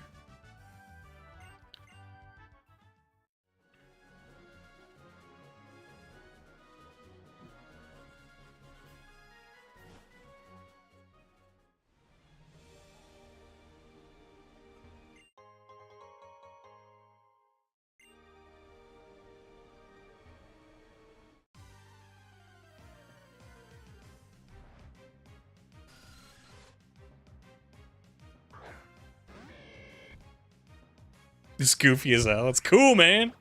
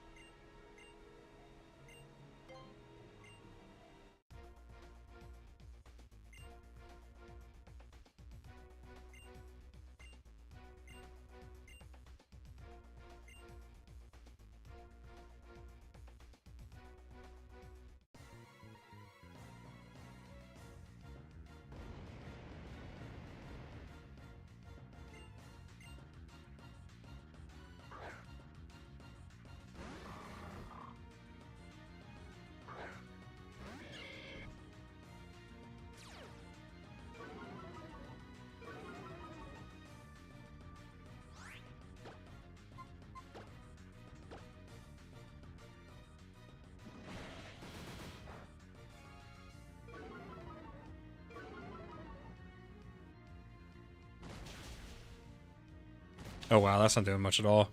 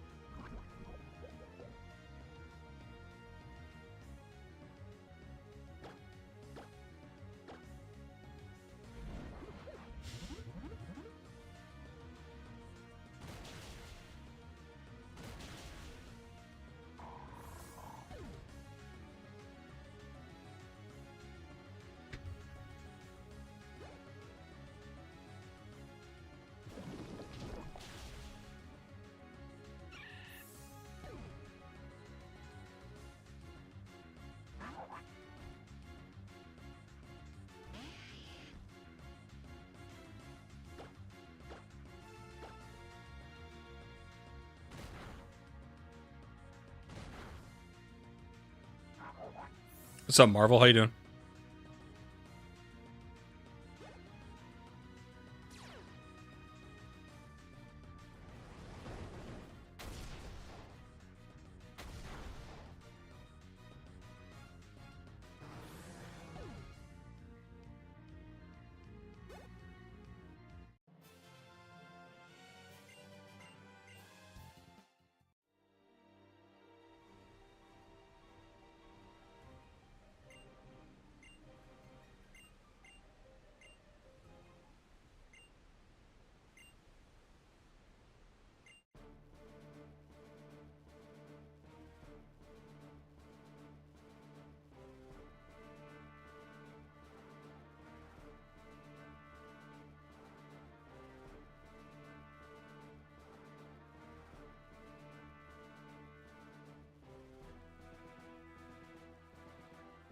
I thought more about Ultra Sun and Moon a little later, and the question is what makes them different from a third version game other than they sold to. What you're saying, like, I'll tell you. You're saying, like, why why are we being critical of them because they're just like any other third version of a game?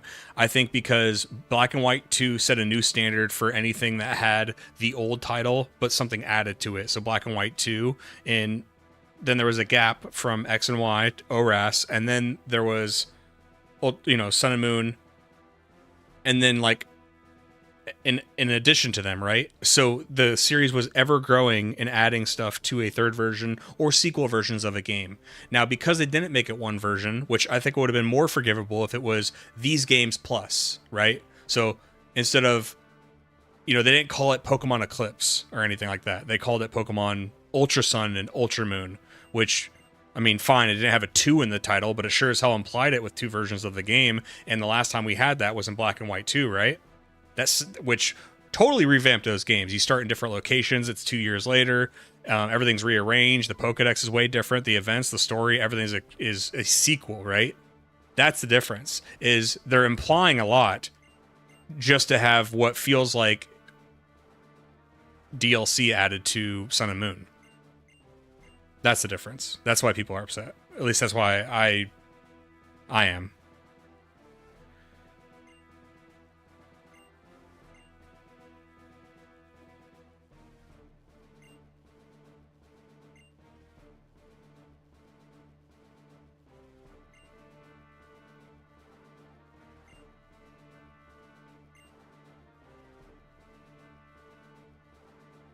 So I want to just make sure in ORAS, it's not like one of these groups are good, right? They're both bad in these games. There's not like it's not flip flopped about like which ones are the good guys, right? Because he's being kind of a jerk. He's like, if you get in the way of Team Aqua, you won't get off so lightly. So steer clear and keep your nose clean, scamp. I imagine I'll be seeing you.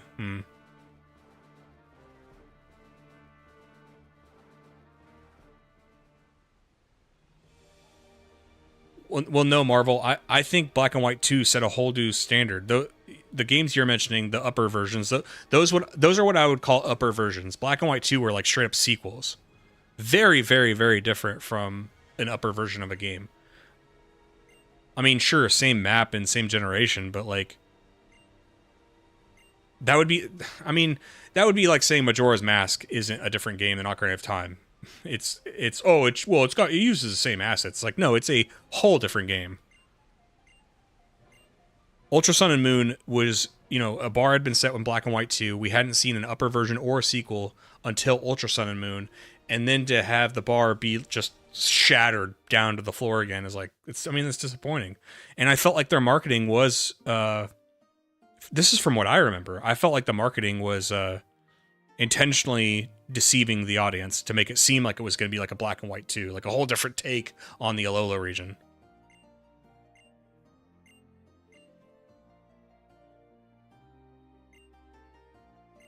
They're both turds, okay. But that is a story difference, right? I actually think that's an improvement, by the way.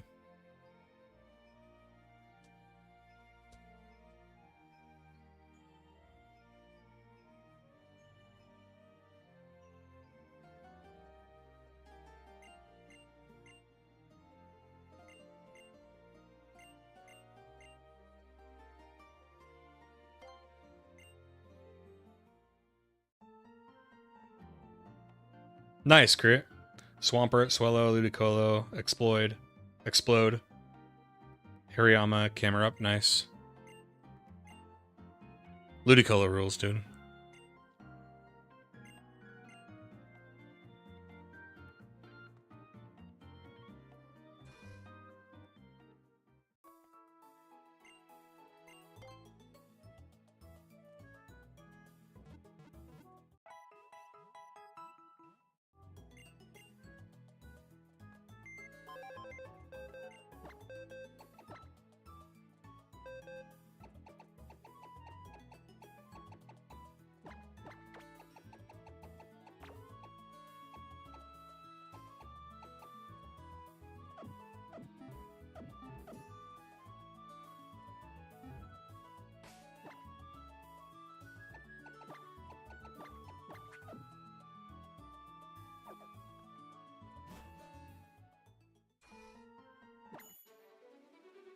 So do I, crit nerd. So do I.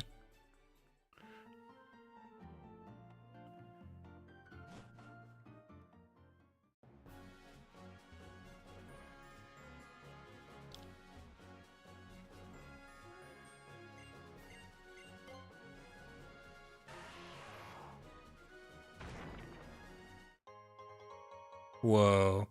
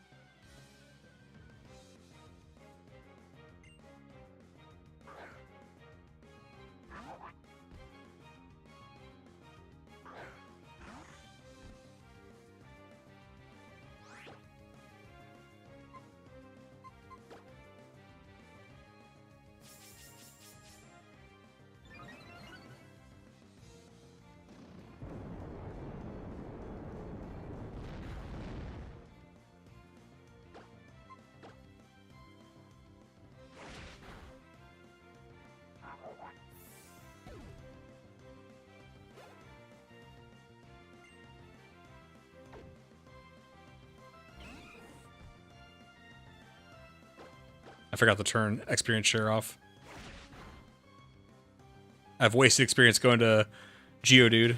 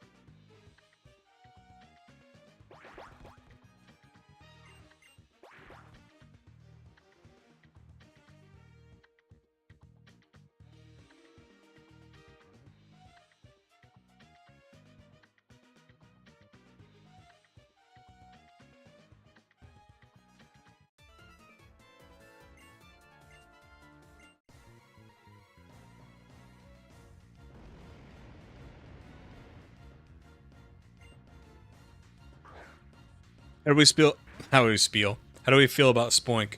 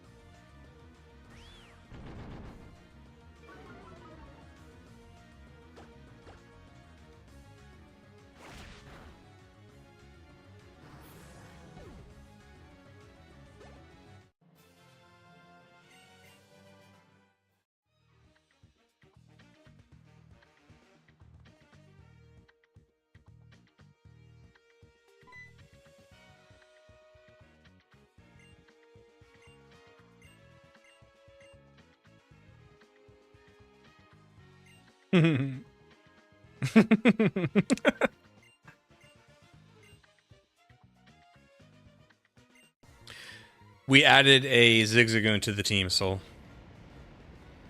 Or, sorry, I did it again, a Zangoose.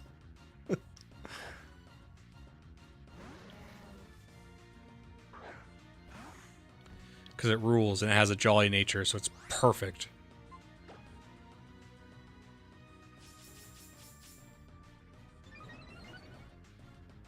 Would Ralts be main difference with ORAS? It's the only Gen 3 fairy type I can think of. Ooh.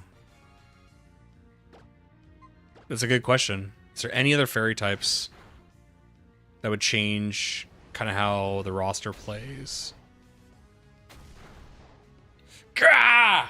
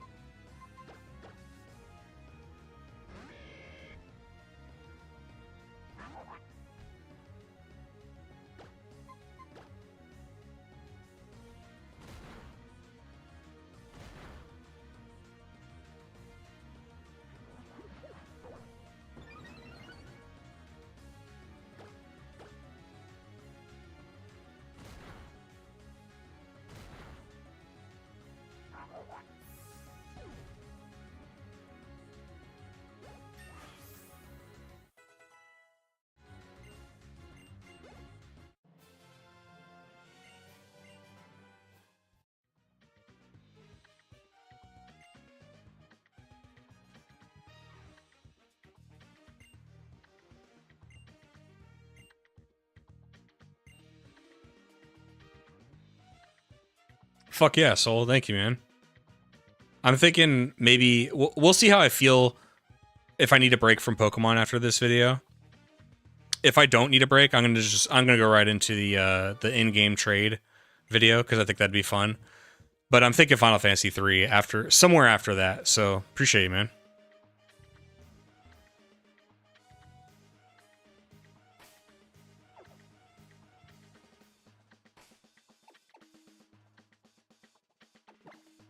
Yeah, Ralts is one of those ones where like if I'm ever biased going into games, there is sometimes where I'm like, a Pokemon is so good, that's why I don't want to use them for a playthrough.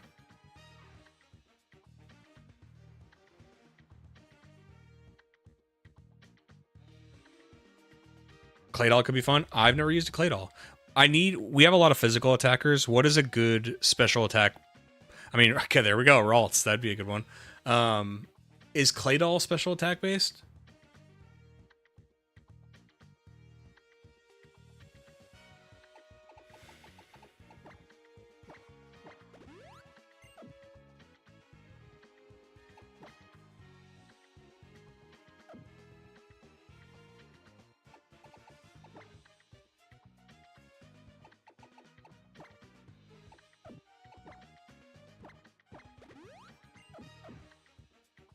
It's more a defensive Pokemon, okay.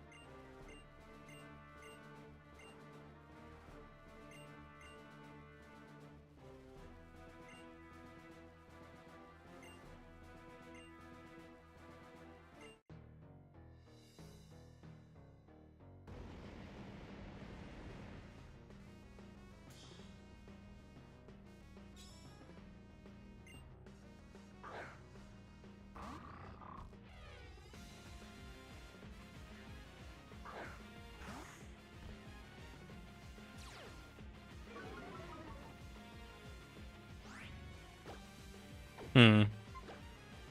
I forgot about Intimidate.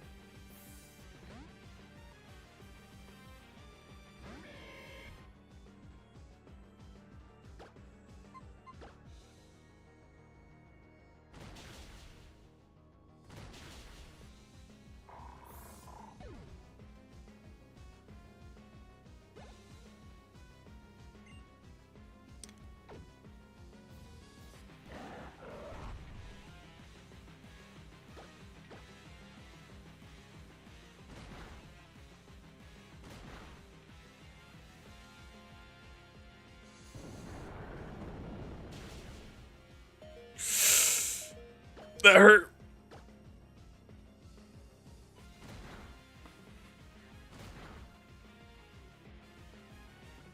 Alright, Zangoose. I choose you. Welrin is a good... I like that. I kind of like that. Because it's ice and water, right? I do want to do Wailord, but Welrin might be cool. Is he physical or special based? I know he's going to be bulkier defensive, but like of the two, is he physical or special? I guess I don't have to tease myself. I could look it up for Wailord too.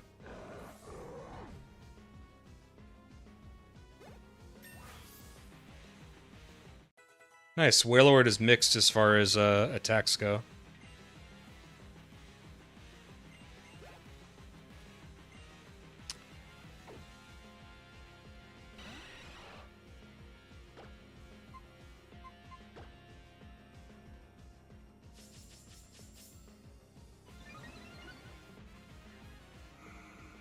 God damn it.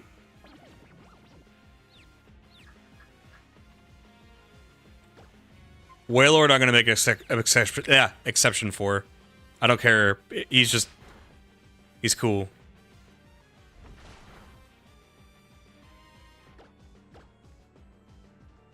Fuck it, let's do a Chomko, dude. I've never done that. It could be an alternative to Ralts, right?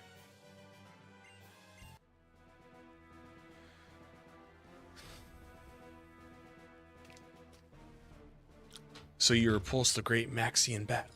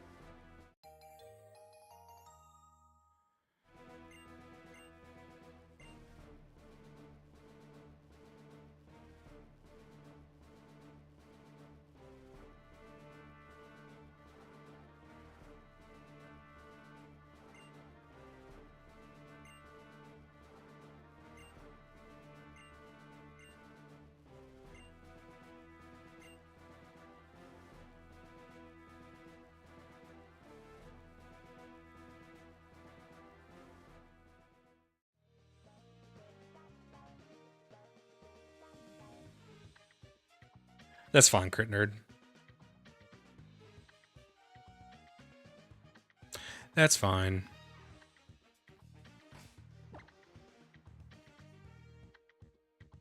I already used a... I love Trapinch. I love Flygon. I've already used one in the other video. And I know... These are just my own whatever rules, but like... I know it's great. I like it too. I want to use something else. I think I used it in the Emerald video, and obviously it just, it just crushed.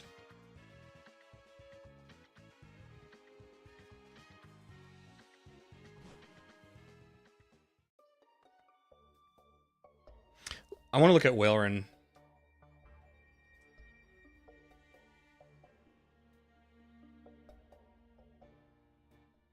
Or Walrein. Makes more sense for a walrus.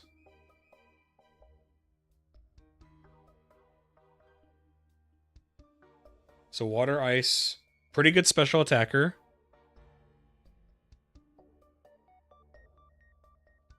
When's the earliest I can get a Spheal?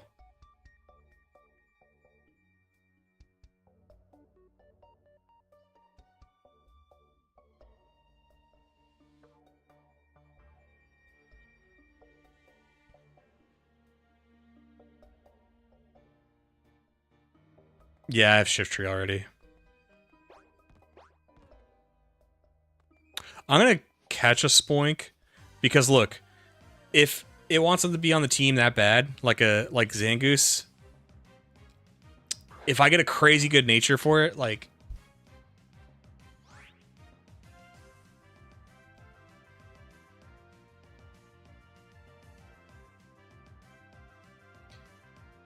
oh god, Grumpig is oh my god, Grumpig is so bad.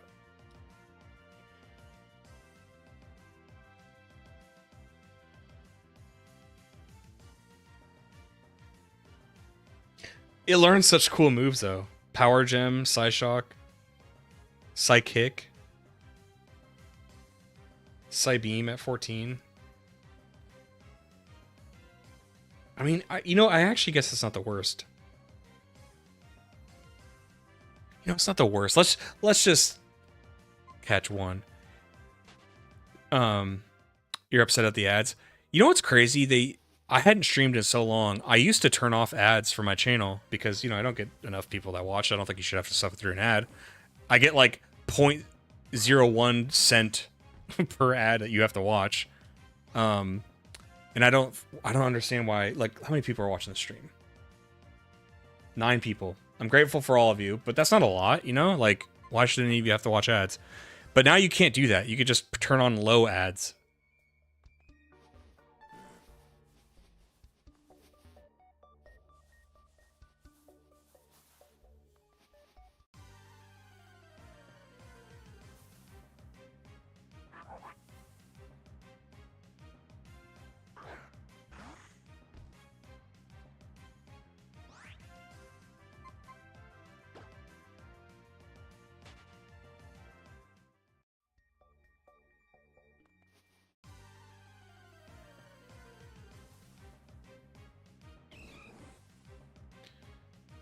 Damn. Wailerin and... There's Feel and, whatever Wailord's first stage is.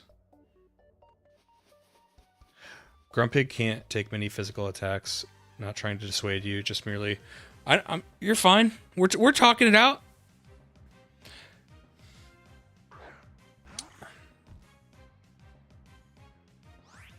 No, I don't mind if we're just going back and forth theory crafting. I only mind when, like earlier, there was somebody who was like, why don't you have a full team by now? Why are you ever going to add more than 2 Pokemon? When are you going to catch your next Pokemon? And it's like, I was trying to explain that I don't like filling up the team, like, before the 3rd badge. I want some room. Like, look at what we're talking about right now. Sfeel, after the 5th gym. Wailord, that's going to be after the 6th gym. It's like, I don't know. I want to have the option to add stuff later. And I'd rather not waste XP on Pokemon I plan to get rid of later to add something new. You know what I mean? Shit, man, let me play. I should not have done a special, yeah, I shouldn't have done that. That was mean.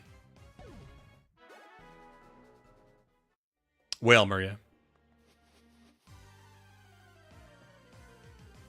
What about, Whiscash? Or, like, Barboach?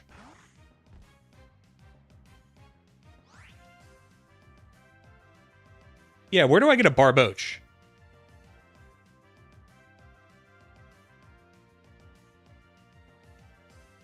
Because then I can get a ground type too. Is this Gen 3 or Gen 4? This Pokemon.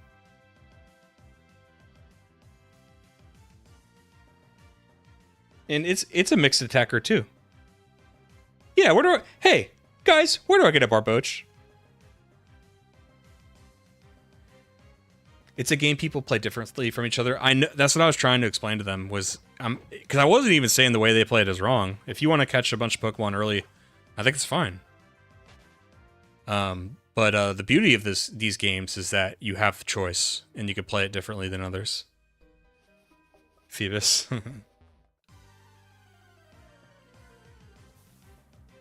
I just don't want to come off like that guy, but I suppose I'm a reasonable enough person. Yeah. You're not coming off like that guy, not to me.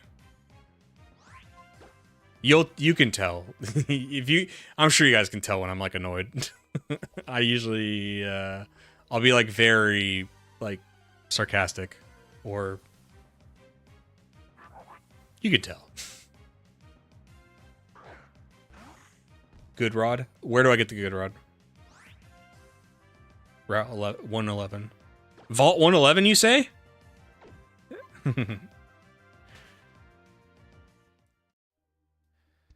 How soon do I get the good rod? In terms of badges, tiny bunnies.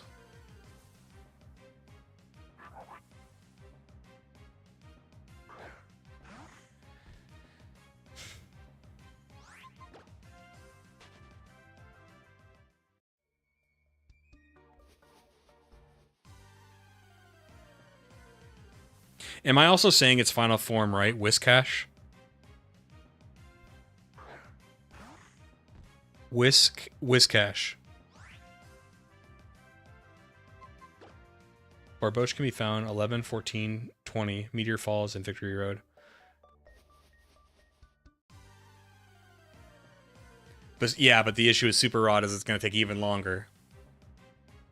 What are my odds on Good Rod? Like what? 10%? 5? Or is it like 1%?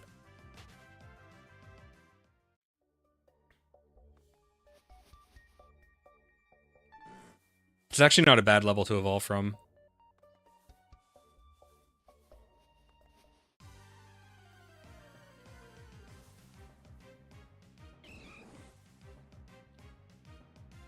Five badges, okay.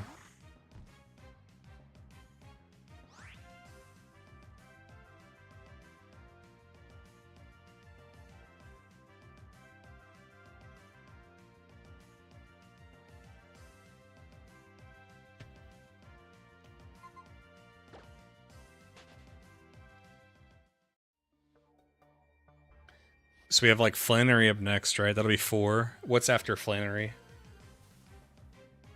The flying gal?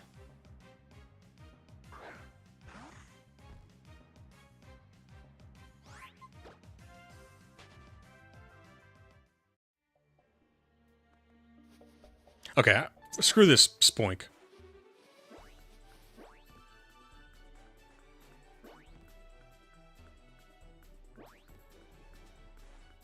Dang it! Oh, I have the I can go back up, right?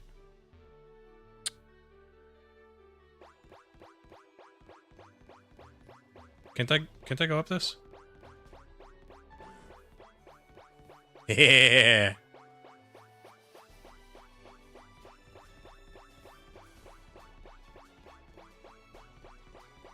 Exactly. That was the rule. I wasn't even going to put Spoink on the team, but if it did want to be on the team and it had a good resume, meaning good nature, I would consider it. Oh, good rod, 20% chance? Dude. Come on, guys. Come on, guys. All right, let's see if this was the Spoink. I mean, we did find a Spoink, but I killed it. I was really mean to it. Why does this look like a Meryl?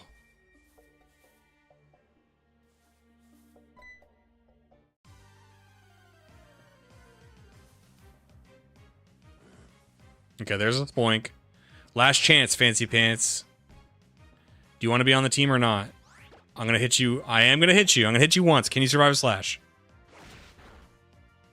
Okay, we're not using... No, that was it. We're moving on, boys.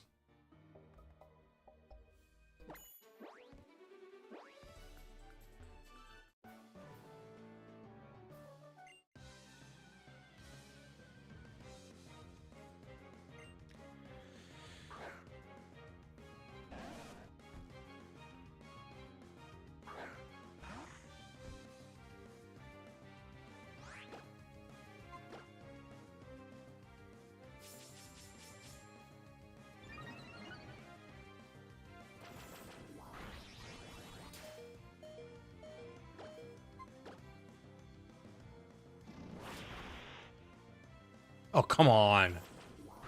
Zangoose, you disappoint me.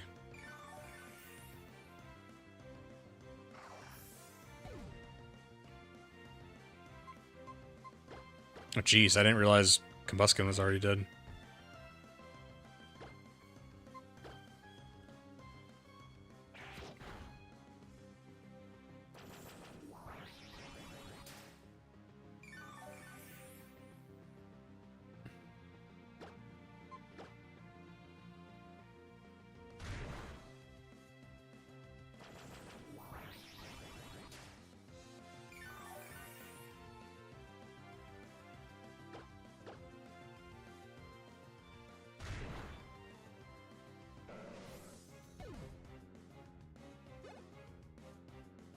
ORAS is 5. Jeez.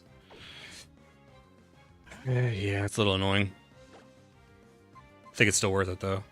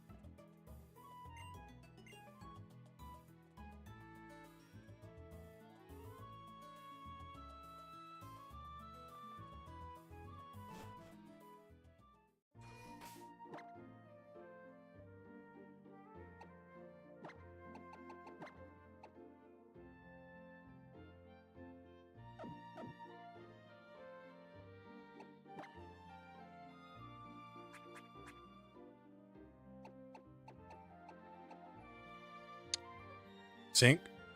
They can learn this?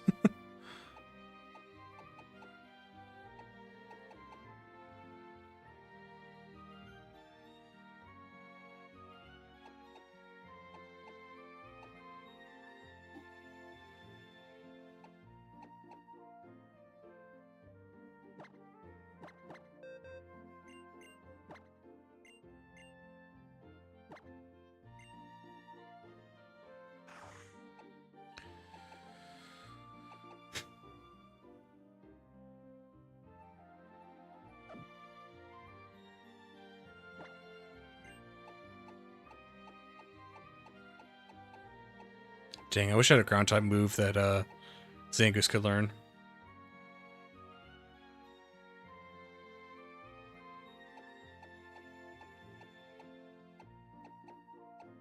I'm kind of sold on Barboach, to be honest.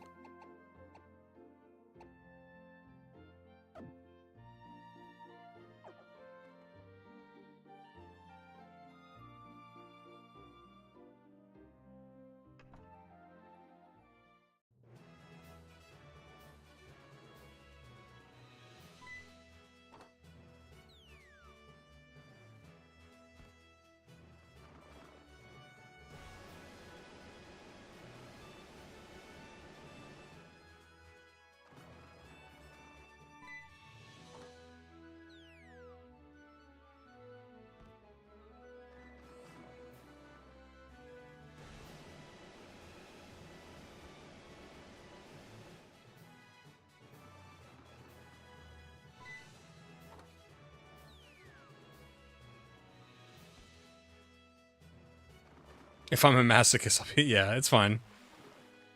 I'm fine doing that. You know I'm a masochist. I like terribly long dungeons and RPGs. Come on. I'm sick in the head, alright?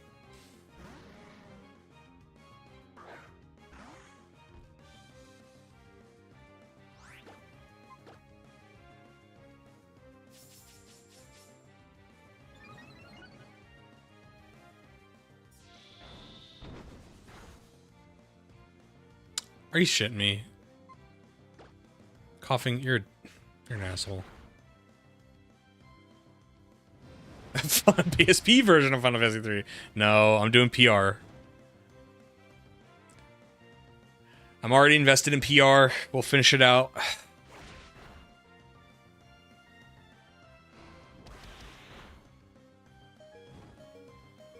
Damn, Zangoose.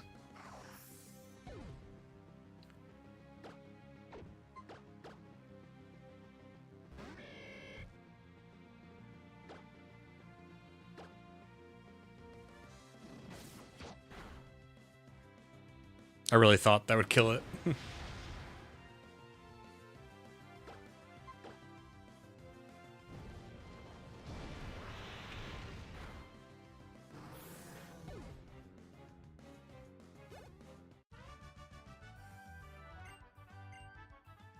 Yeah, crit nerd. It's the same like mechanics, but it's very different in how it's presented. You know, you sip on a thing, it shoots you up or down, and yeah. Very different in this game, though.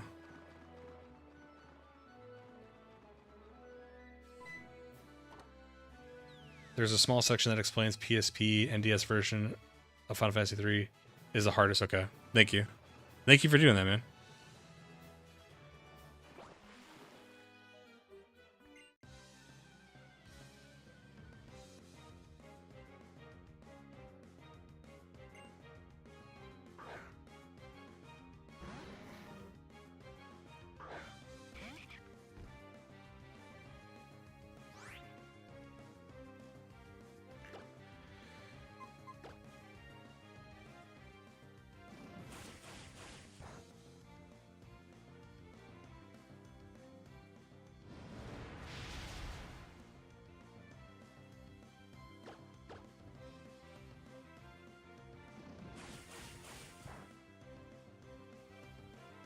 Oh my god. I'm sorry, Noseleaf. I wasn't paying attention. Well, Crit Nerd, they're getting away on a technicality because I guess coughing knows flamethrower. And I get it aesthetically because it's like, oh, look at the smoke coming out of it. So they get a pass. Actually, coughing gets a pass. There was a Metatite in the electric gym, though. That, we're going to have to talk about that.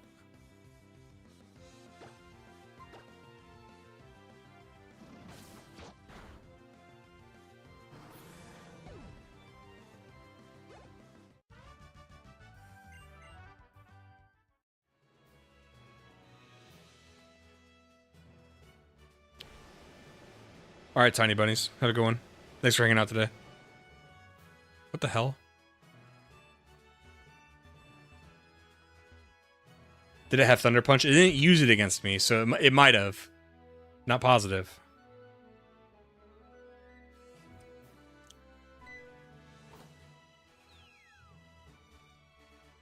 Yeah, so that seems like a good deal. I'm fine waiting for it. I mean, look, it sounds like Barboach, Sfeel, and the Whale. It sounds like they're all going to be, like, after the 5th or 6th gym anyway, so it's like, I'm fine just waiting. Like, Flannery's going to be tough because I still don't have a water type, but hey, it'll add some drama. You guys know I like drama.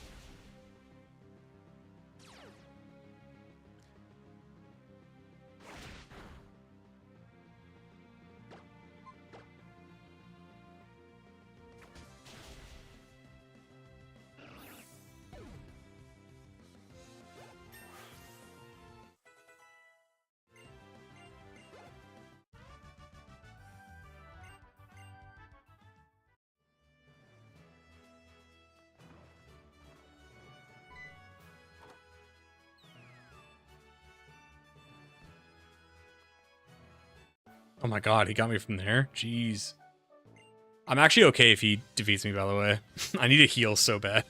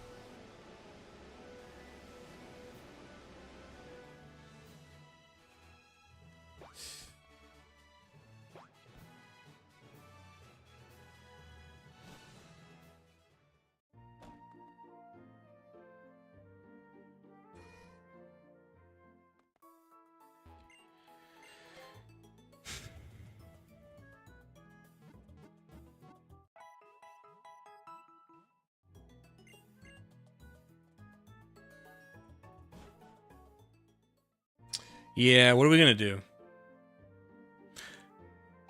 I guess I could teach Zangu. I mean, Zangu's still under level. I guess I could teach it like the Rock Smash.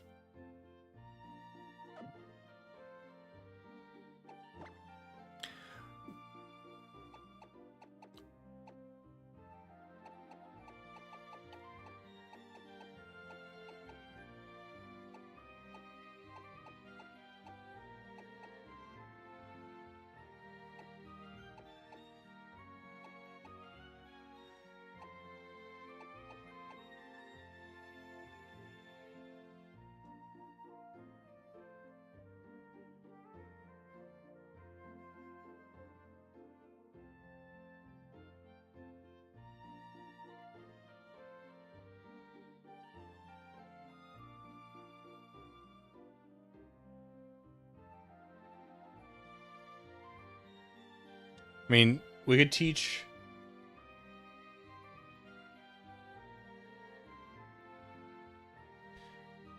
We could teach Rock Tomb, right?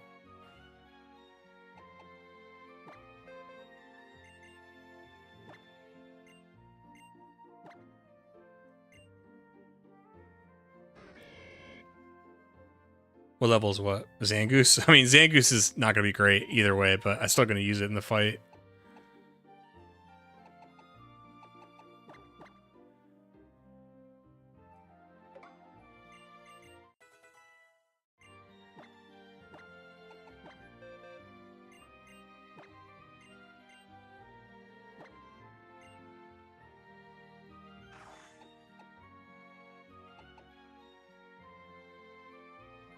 Doesn't it learn X Scissor? Because I can get rid of Fury Cutter, which is not a great bug move, but I still want a bug move. But it'll learn X Scissor at level 40. Oh, 30. In Gen 6, it learns it at level 36. Okay. I'm fine doing that.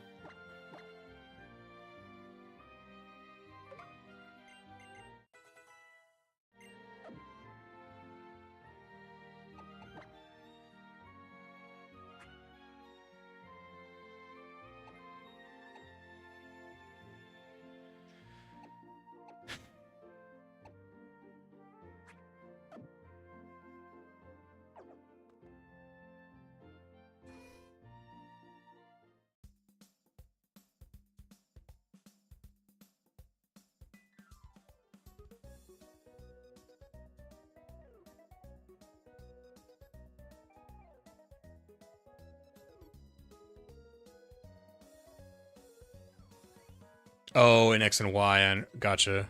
I wonder why they upped it for ORAS.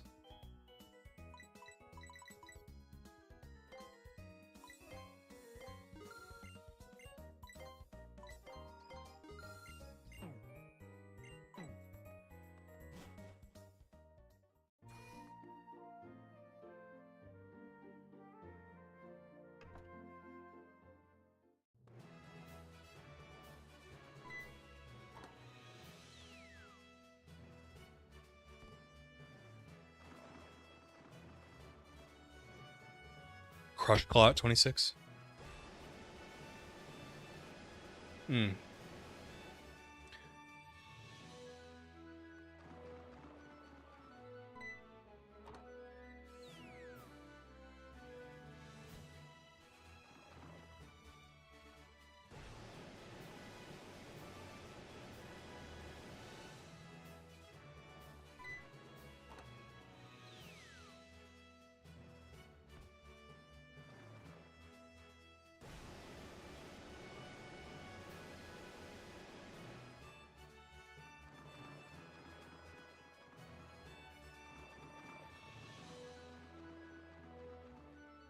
It is lower than Slash.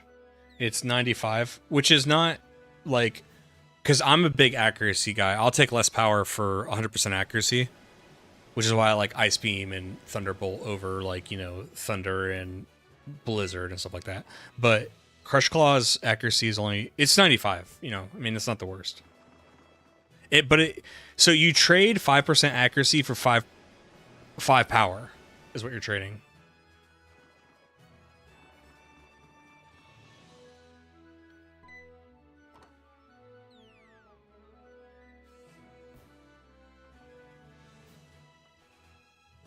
Higher chance of critical, yeah. I think I might just keep Slash. It learns Revenge at 26.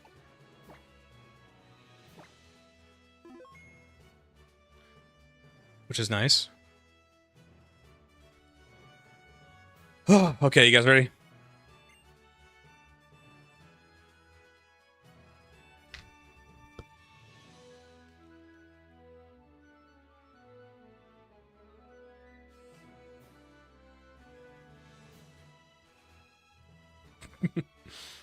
Okay, that's a warm welcome. Puny trainer, you've done well to make it this far.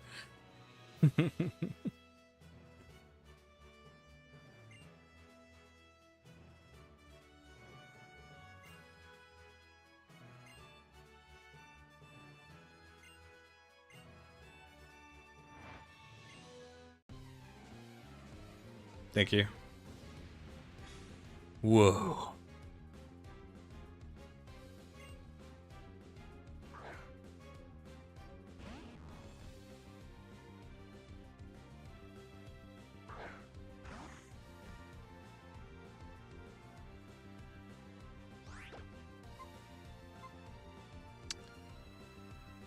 I go for a Hone Claws.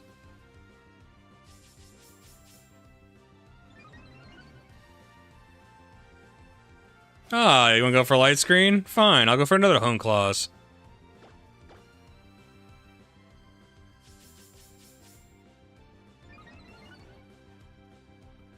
There we go.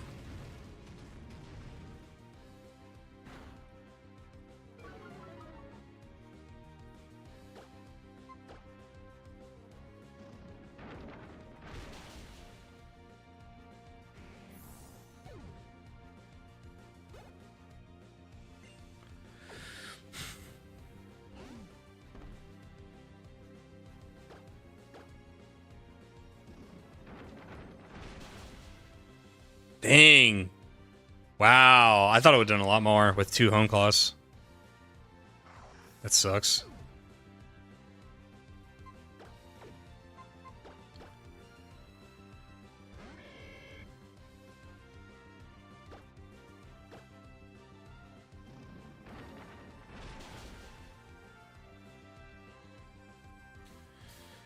This is tricky because it's going to... This isn't going to kill it, and they're probably just going to use it like a super potion.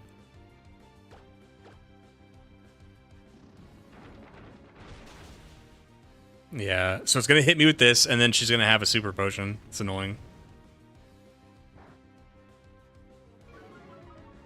At least its stat will be down. Oh, a hyper potion, even better. Come on, give me a crit. There we go. Thank you.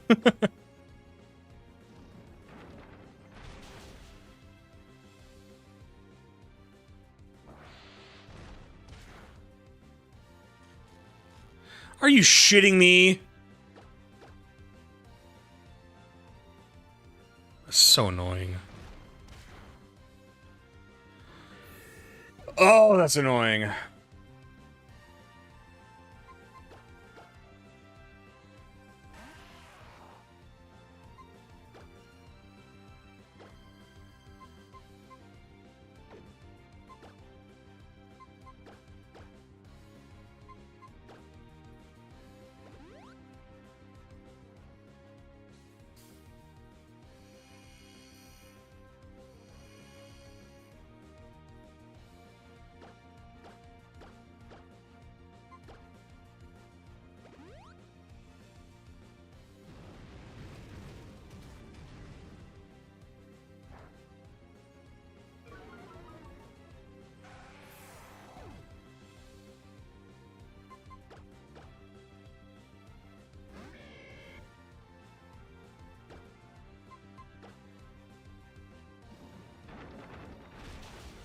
Get out of here, dude.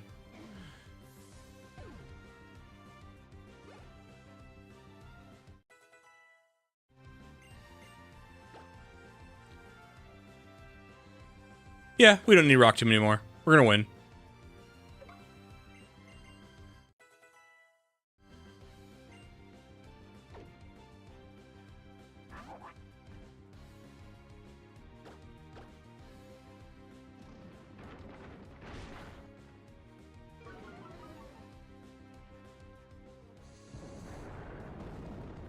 I might have spoke too soon. Shit.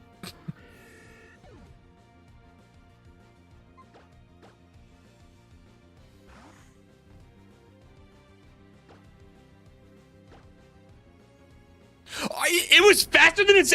That is bullshit. That is so bullshit. It lost speed.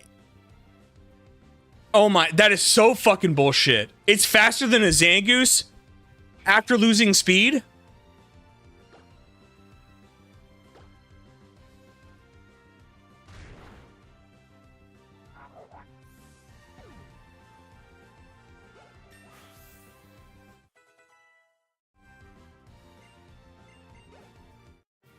Yes.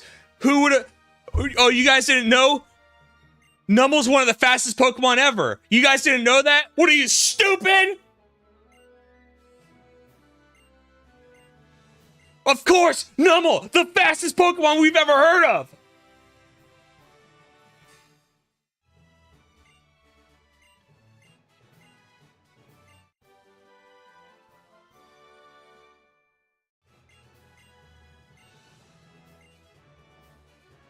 Unbelievable.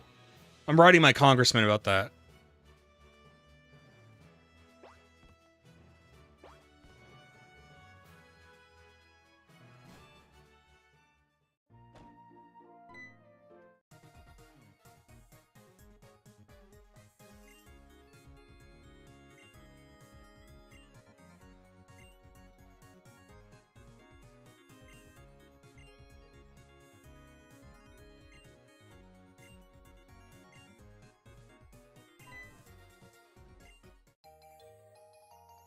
Yeah, so I was done dirty.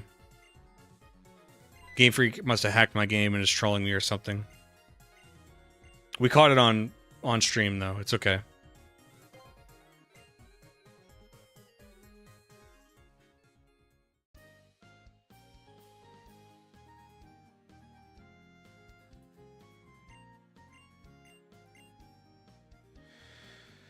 Unbelievable what they did to your boy. I can't wait to tell my dad about this. The one in game, of course.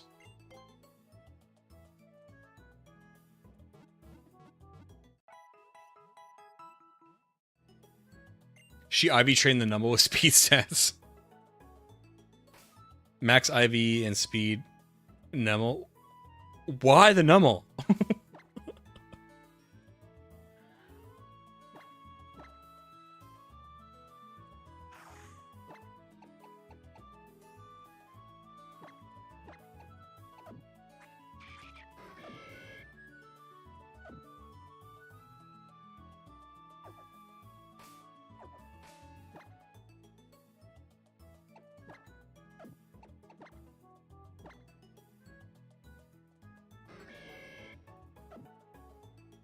The only thing I have good for Norman is Peck. It's not great.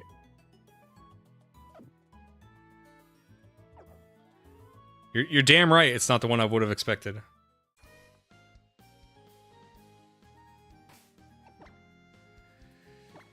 Okay, guys. I'm going to call it there for tonight. I don't know if I'm going to be on tomorrow because my girlfriend may or may not be coming over based on how she's feeling. But if I don't see you tomorrow, I will definitely see you Monday. And I'm thinking we could probably, you know, I'll probably play a little bit offline. I'll try not to, like, do too much crazy stuff offline. Not double kick. Oh, fair enough, yeah. I'm sorry. For some reason, I was thinking Norman was fighting. Yeah, you're right. He's normal. And I guess Zangoose with Revenge.